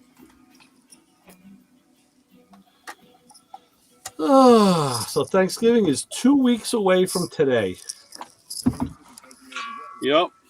John, we lost your audio. So this area, Levi and I are working today. It's high There you go. Yep. The buttons. Yeah, I'm looking forward to it. Yeah. Those freaking cameras are a You pain in my stayed home? ass. Everybody stayed home, going out? What's going on? Nah, we're staying home, man. We do too. I gotta That's us anymore. I gotta pay off that $4,800 trip. Right. We've only gone out a couple times through history, and it's never the same. Going out is okay. That's what, but you got to have leftovers. It's like you got to, Thanksgiving's all about like having the refrigerator stuffed with food, like eating 5 2 pies. times And, the same day. yeah, sure. And then having stuff tomorrow. Right. Cold turkey sandwiches. Oh, yeah. All day. For a week. Turkey and cranberry sandwich. Growing up, my father would always buy a turkey that was way too big. So you'd have turkey, then you'd eat again later at night, snacks, turkey. Then he would make other stuff with the turkey. And then when you finally got down to like almost nothing left, he'd put everything in the blender and he would make turkey salad. Wow. Like the way you make potato salad, coleslaw, chicken salad, exactly. And he would put the vinegar in and he'd make a big Tupperware thing of turkey salad. Oh, Linda makes turkey pot salad pies. sandwiches. Yeah, she makes turkey pot pie. That turkey would go for a week. Well, now, taking us back to the beginning of the show, now the whole big thing is the price of turkeys are going up like ridiculous, and everything else. They said, your Thanksgiving dinner is going to cost more this year. Like, no shit. Oh, it's transient inflation. Yeah. Don't worry about it. Right. It's only temporary. Yeah, just like your fucking presidency is only going to be temporary. I keep saying it's very simple. You just need someone in the White House who understands business. Oh, we had someone like that, didn't we? Yeah, we did. Yeah. What happened? Because this shit would never fly. It would never go on like this. Because he had mean tweets. Yeah, right. And he wasn't afraid to say straight up, "You're a dirty son of a bitch politician." Right. Yeah. That was it. He threatened their livelihood. That was the whole reason for all of it. I'm sorry. As bad of a businessman as he always has been with bankrupting this and bankrupting that and whatever, he knows business. And also, he was a New York insider. He knew that there was all of this dirt going on every political level. Sure. And he wasn't afraid to tell you about it. And he made a couple of speeches where he says, "Look, here's the deal. They're looking to kill you, and I'm standing in the way. That's why I'm taking all this heat." And on the bankruptcy thing, he even said many times, he goes, "Listen, I use the system you put in place. How am I the bad guy?" Right. That's right. He didn't do anything illegal. Business is business. Just use the system. That's it. Business is business. The business isn't profitable, bankrupted. Sorry, got to go. I mean, they said it in Blazing Saddles. Hey, we got to protect our phony baloney jobs. Right. So if he would have come in like a mobster, like if he would have come in like Sammy the Bull and been like a little quiet and just kind of like done everything behind the scene, called guys in like, "Come here, I want to talk to you. Let me tell you, I know what you did. I know where the bodies are buried. And if you don't get in line, I'm going to expose you." Yeah, he's not like that. It would have been a whole different deal. I think because then no one would have known what he was doing. The biggest problem is the Republican Party is really a party of a bunch of pussies. Yeah. They had both sides of the government. Yeah. Don't forget that, okay? They had the House, they had the Senate. So basically, anything they wanted, they could have had, and they sat on their hands. Right. And they let it go. Because that's the problem, is the people running that party, they've been neutered. They don't have balls. They don't know what to do when they have the power. If they would have done the stuff he wanted them to do, we wouldn't be in the situation we're in right now. Yeah.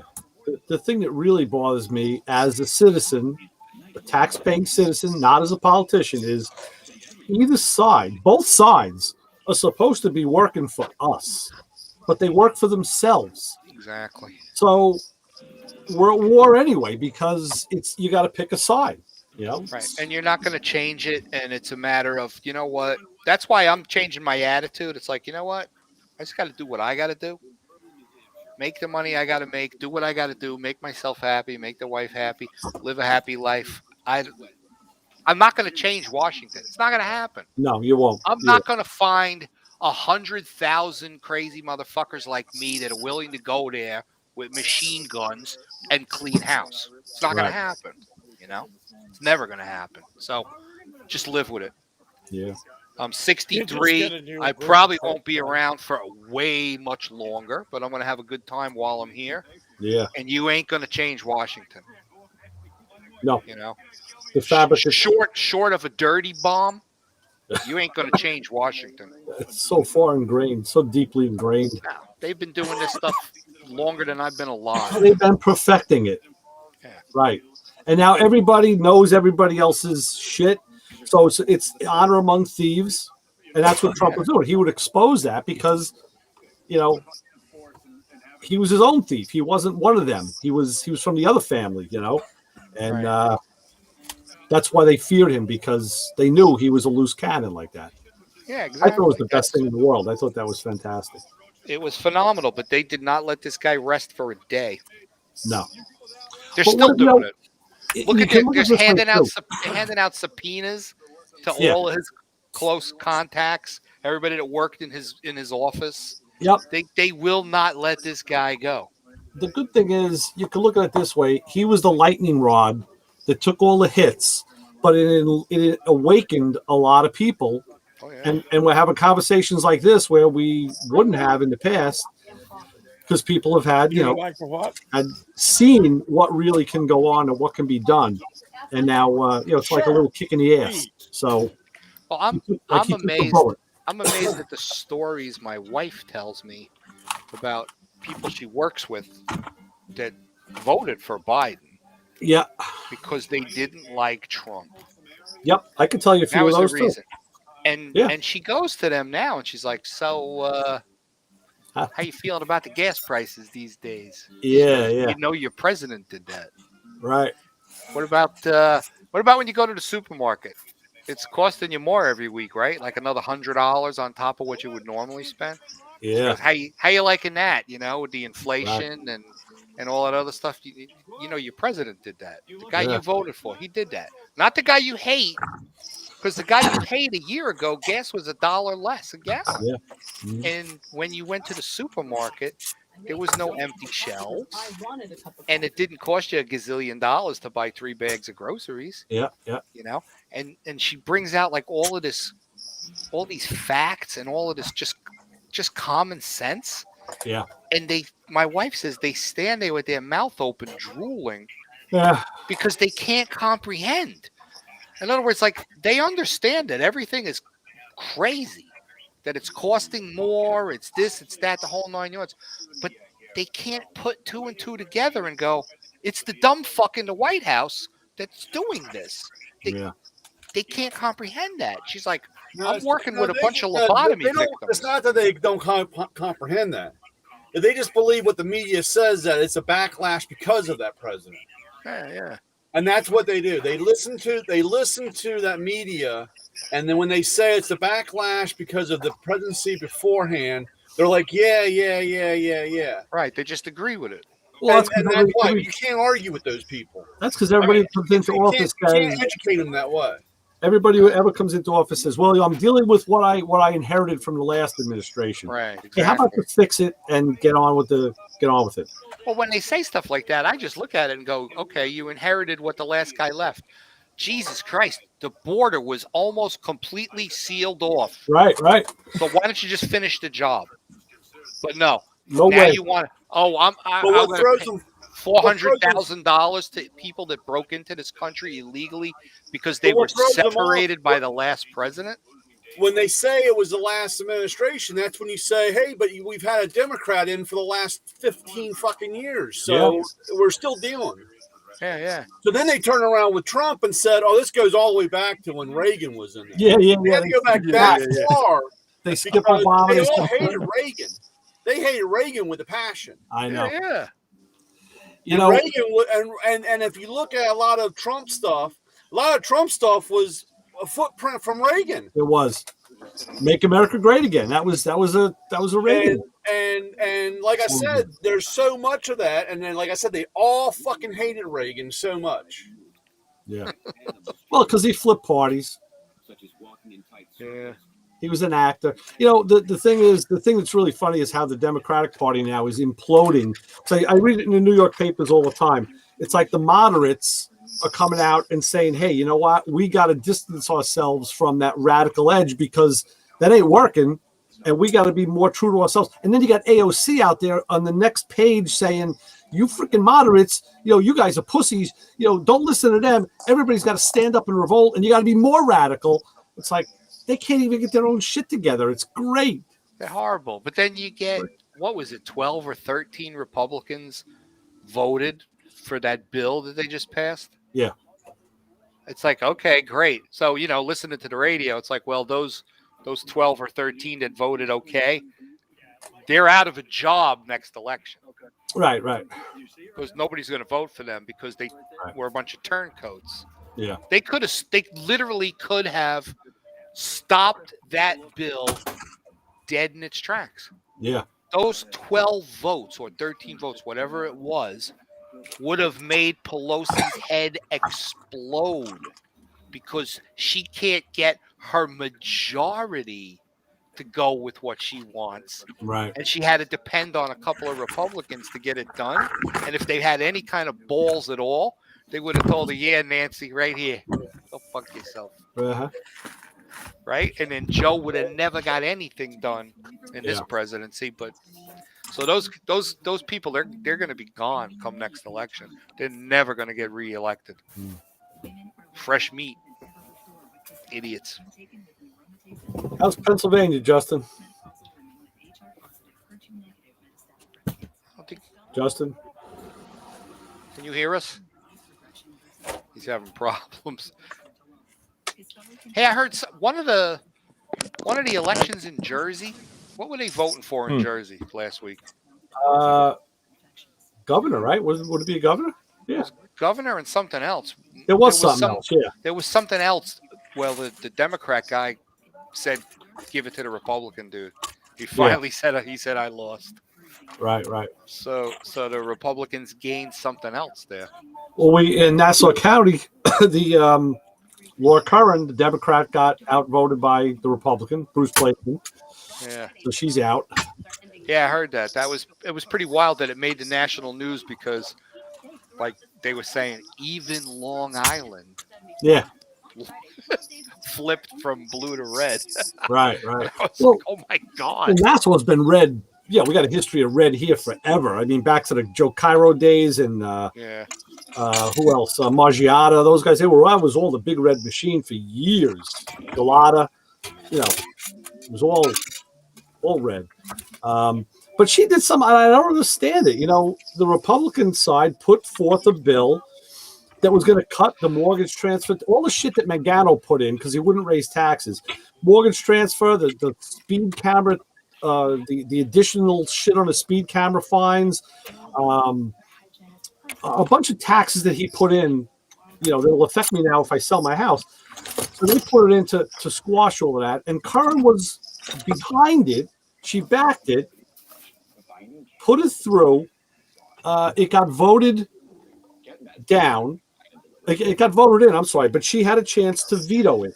And it was going to happen within 2 days of the election. So I was waiting. I said, you know what? If she doesn't veto it, I'll stick with her because I think she did some good stuff. She vetoes it. And I'm saying, well, why did she put it through if she's going to veto it? And she did. And then the Republicans said, okay, you know, we all said, fuck you. We're not voting for you. Vote for Blakeman. You know, you're out.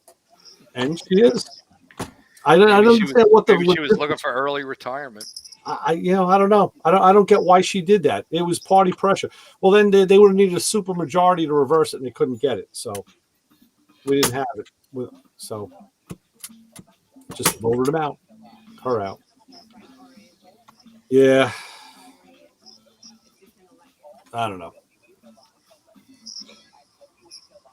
You with us, Jason? Yeah, I'm with you. I keep having some technical difficulties here. I've like switched equipment and the thing just kicks me off every once in a while. I noticed that. Yeah. I don't know. I'm working on it. What's the Gotta State go on a of the Union laptop. like in Pennsylvania? Couldn't tell you. I'm not there. I thought you were. Who's in PA? Somebody is. Where are you? Michigan. Oh, Michigan. Michigan. Who the hell's in PA? I don't know. Nobody I know here. No. Yeah. I could have sworn. Maybe it's, you know what?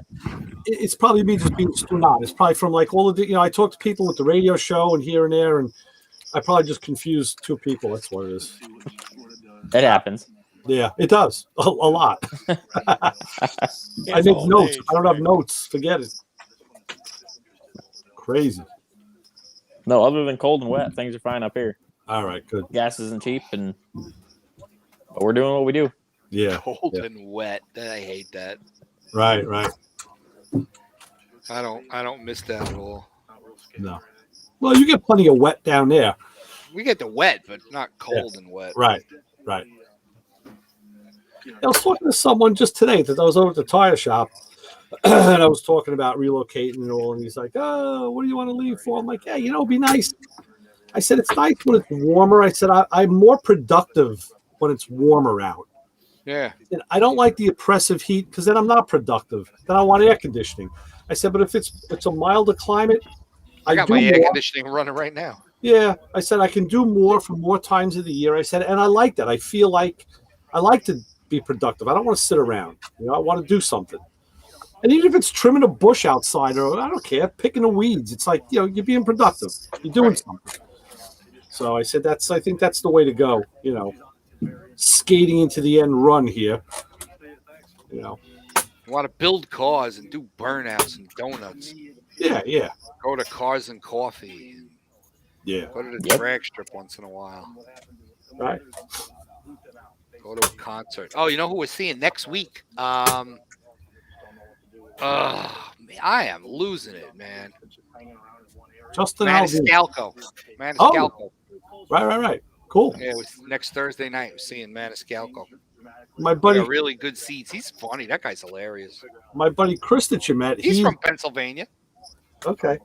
My buddy Chris, There you he back at work this week. Now he's leaving, I think today.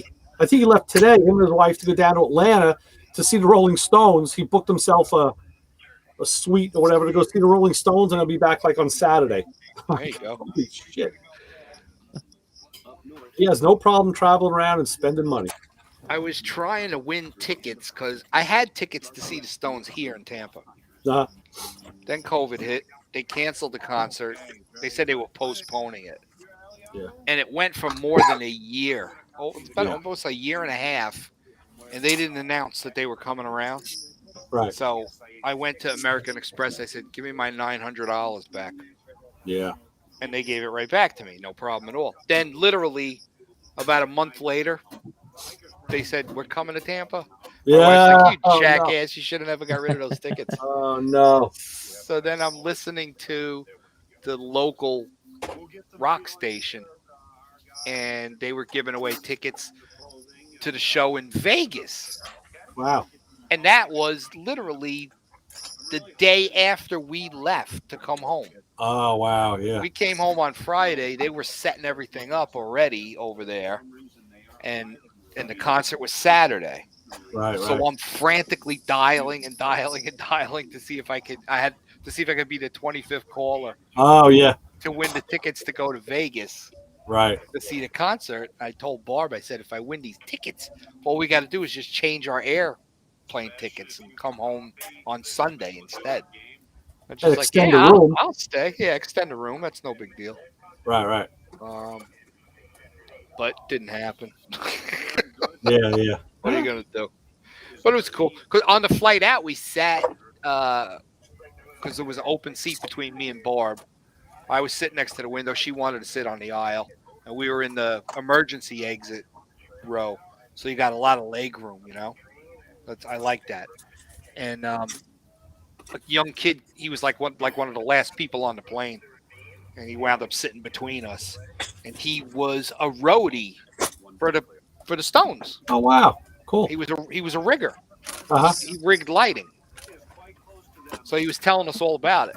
Nice. So he was going to Vegas And what he was doing is he said he was going to fly to Vegas. He was flying to Vegas. His sister was going to meet him. His sister lives in Vegas. And then he was going to go for a day or two to LA to visit a friend of his and then come back on Wednesday to be able to work the concert. Right. Hanging the lights because they started putting the stage up and the lighting and the trussing and all of that stuff was when he said was Wednesday is when they were starting that stuff for a Saturday show. And he also said there's 4 complete systems, stage systems, PA systems, lighting, special effects, all of that stuff around the country in order to do these concerts. I was going to say, yeah, because now they're in Atlanta this week. So, yeah. Right, I believe the stuff from Atlanta is what was in Tampa.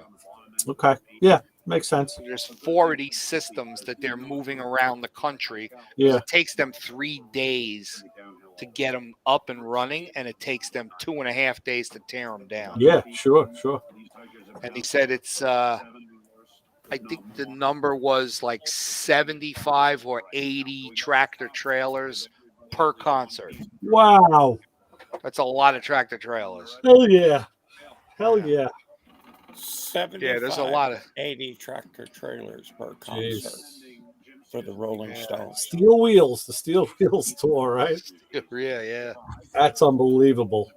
That's how you know you're not a bar band anymore. Yeah, exactly, right? Unbelievable. I always thought the guitar guy had it. He just brings a guitar in his case and he's done, you know? It's like easy. No, he said there's one tractor trailer just for guitars. Jeez. Amps and guitars. Wow. Yeah. It's unbelievable. Yeah. Keith Richards and what's his name, the other guy? One tractor trailer for their equipment. Right. It's like, that's crazy. Yeah. It's a lot of gear. Yeah. You know you're big time. So could you imagine if Pink Floyd was still around, what it would take to put on one of their shows? I saw him at Yankee Stadium in the 90s. Yeah. Well, there's a lot of light show stuff, you know, too. Yep. Yeah. Couple of years ago, U2 came here, and they were at the stadium where the Buccaneers play. Uh-huh. And they were there for a week setting up. Wow. They had this weird stage that it had this like monster, kind of like a spider dome over it. So they were there with crane. My lawyer is literally across the street from the stadium. Uh-huh. And if you go on the roof of his building, you can watch the whole football game. Oh, cool. So we went up on the roof like 3 days in a row to see the progress of the U2 stage being built. Yeah. And then he had a party on the roof. Yeah, on the roof. He said, and they watched the U2 concert from his roof. Yeah, it's one band I'm not a huge fan of. I'm not a big fan. They have a couple of good songs, but that guy Bono is he's politically wrong. Yeah, that's what I mean. Yeah, it turned me off. There's a very few songs I actually liked, but that kind of turns you off, sours you to the whole thing. Yeah. He's a musician, and he's not even a musician. He's a singer, and he says that his politics are what you should be following, and I'm like, I don't think so. No. Not conceited, is he? Oh my God, yeah, a lot. He's an asshole. But he's got way more money than me. Oh, hell yeah. I always loved Beavis and Butthead when they would do, the music videos. They'd be like, they do a U2 like, that guy's name is Boner. It was like, that was one of the best. Did they say Boner? No, Bono, you dipshit. They need to bring those guys back. They did for a little while. They're hilarious. I got like a ton of that I think stuff. they're on too VHS politically tape. incorrect for today's time. I used to record I got a lot of it on VHS. I recorded a Yeah. bunch of it because I loved when they did the music stuff. Cornholio. And it's still on at late at night on certain cable channels. Yeah. Yeah. I watch it every once in a while. Hilarious. You look back at all that stuff, man. Married with Children. You go back and watch a Married with Children. That's true. That's still on. Jesus Christ, man. That's crazy. Yeah. The stuff he used to say and get away with. Yeah. We need to go back to that. Yeah. Yeah. Before my uncle died at 88, one of his favorite shows was Beavis and Butthead. Yeah. He thought it was hilarious. DP for my bunghole. I got this shirt. I have a T-shirt with Beavis with it over. It says, "Yes, I am the great Cornholio. TP for my bunghole. I need TP for my bunghole. TP." It's funny because I'll still use lines from the show in description. Get away with that. And people don't know what the hell I'm talking about, but there's another one I like to use. What the hell is it? Oh yeah. Every time I hear the name Kyle, when Butthead hooked up with this one guy, he was like a real tough dude, and his name was he had Killer like carved in his forehead, and Butthead's name was Kyler. He was like, Kyler? It was like, huh? It's like the K was backwards. It was like, it's like I'll drop that once in a while, like, hey, Kyler. The guys that invented those dudes were hilarious. Yeah. Unbelievable. Some of the best stuff to come out of MTV. You know, back then, I remember they used to do the MTV Spring Break. And this is back now in the early 90s. I remember my younger daughter was little, so I was watching her and, watching it in the summer and, from Florida, and they had all the chicks with bikinis, and like they'd have the bands. And that was the first time I heard Primus. I was like, who are these guys? This guy playing this freaking slap bass like a maniac. Like, these guys are great. Went right up and bought that CD. I'm like, oh yeah. I saw some good music. But yeah. It's awesome. The 90s had a few good points. I like grunge. Grunge was good.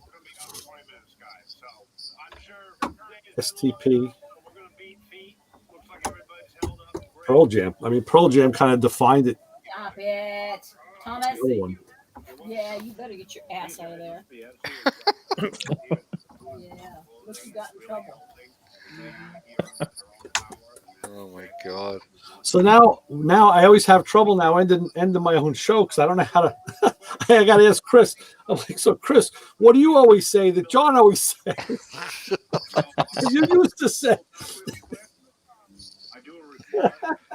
Unreal. We got to come up with something new. He's been using that for years. I mean, a long time. Long time. You just got so much going on. It's hard to keep him straight. I don't know. Yeah.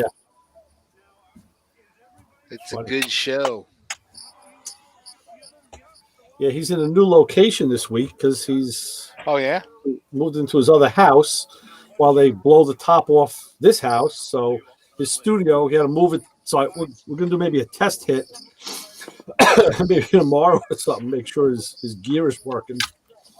Let's see. All right. Well, it's about that time. Hit the road. Yeah. Justin, keep building good cars and working on your internet connection. Will do. Brian, you keep trying to file tools in the truck because it's starting to look like your basement. Thanks. You got that right. That's Is it time to run credit cards? That's fine by me. Not yet. He's still working in the truck, man. Man, I was so pissed off today because the guy that works with me, he's got his own route, and I get his paperwork, and I got a bunch of customers all pay on credit card. So I'm running them today, and then I get one. The expiration date is like 9 of 2023. And I Mine run is it, mine at 23. and I run it, and it comes up expired card. Yep. How can it be expired if the date hasn't passed yet? Right. Because he's already got a new card. Yeah. So he got a new card, and he I sent him a he text, and I'm activated like, I said, you gotta give me the new stuff. And then I got another one, a doctor, and his card was over limit on a $70 bill.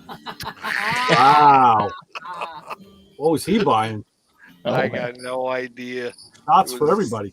It was a $70 service, and the card wouldn't go through, so it was over. At 3 a.m., all that money's floating around, going to paycheck, payroll, and so forth. And that's why at 3:05, the tool guy's tapping away on that because I'm going to grab it before everybody else. 3:05, I'm snoring, man. Yeah, me too. I'm not up at 3 in the morning. Out like a light. Sometimes at 9, I'm snoring. Well, actually, to be honest, thank God the computer does it at 3 a.m. Right. I do get up at 4:15 and double check. Get out of here! So you have it set up that it automatically bills them? Oh yeah. What am I missing that I could do that? Nice. You don't have that's our software. Yep. In the old days, I used to spend 45 minutes punching in buttons. Yeah. And this new system here, you put it all in, you set the time, and walk away. It takes the money, emails them, and if it doesn't go through the first time, it tries again, and then usually, like I said. Then it sends a drone to your house with an incendiary bomb. Yeah. Brian, I got another Matco email this week. I just had to stop by, and then I have to stop by, and that's not usually a fun. Right. When I come on the day that I don't see you, that's not a fun day. Yeah.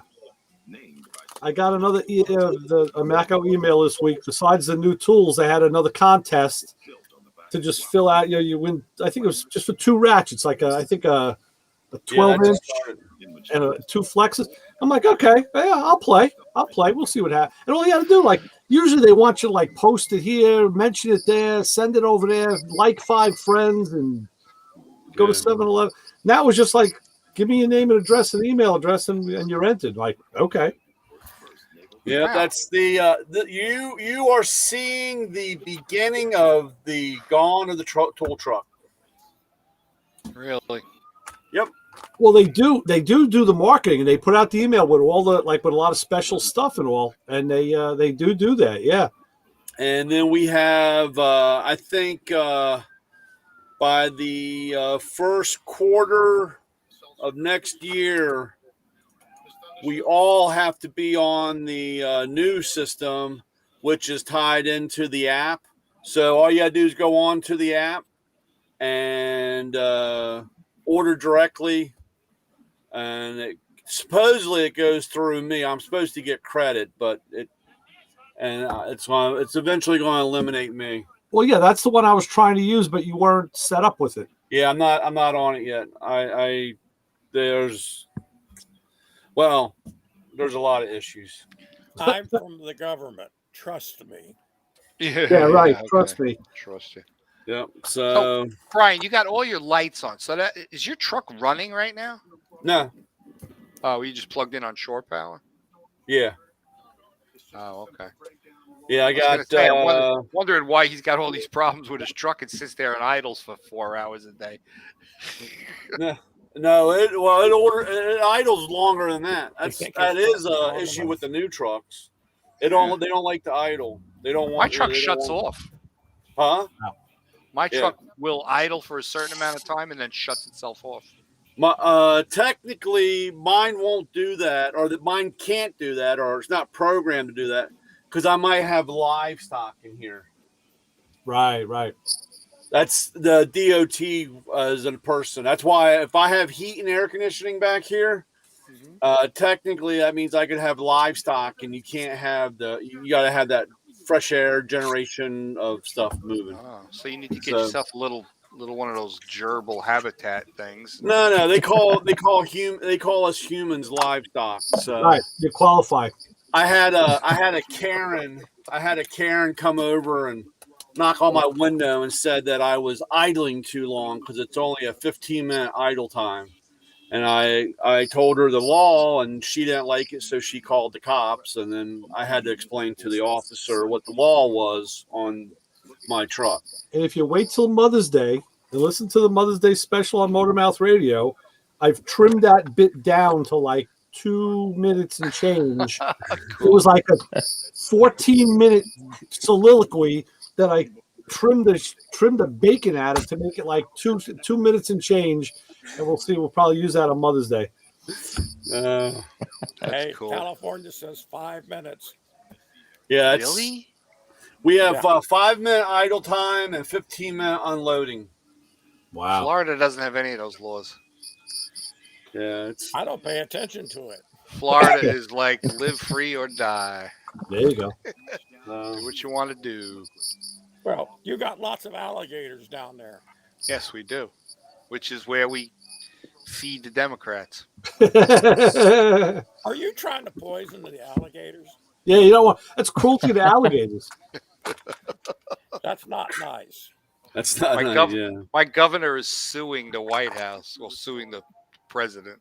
Really? Yeah, over his mandate. He made an announcement the other day. Said, if you're a corporation here in Florida, I don't care if you got 3,000 employees, Right. you're not forced to have everybody vaccinated. Right. He says people will make that choice. He said, "I'm not." What I like he says, is they want "You're not in business to be the shot police." Yeah. He said so. I'm telling you, you can not follow that mandate, and if OSHA's got a problem, we'll sue OSHA. He's great. The guy's great. He's just awesome. You know. But then he complains because that infrastructure bill is getting passed, and he's not happy with the amount of money Florida's getting out of that bill. And I'm looking at it, and I'm like, well, you motherfuck this guy every day of the week. You think that when they were writing that, they didn't figure out how they're going to screw you? Of course. What comes around goes around. Yeah. So it's okay, though. I like him. I like him the way he is. Let him keep doing what he's doing. We got to keep in compliance with the SPCA rules, which is the Society for the Prevention of Cruelty to Audiences, and we got to end this deal because I got to go put the garbage out and go to sleep. There you go. So, I like that, Papa Squirrel, huh? Next week, you guys. So for Papa Squirrel out in Oregon, where did he go again? We just lost Jason. Where'd the kid go? Oh, Papa Squirrel. We got Jason who keeps popping in and out. Matco Man's still feverishly stocking the tool truck and billing his customers. Chassis John. John, what do you always say that Chris always says that now you always say? Don't follow us home. Or you find yourself in a line pit. We got guns. Yeah, right. So for Lewis Lee and all the other guys on Playing in Traffic, they're worrying, okay, and signing off. See you next week.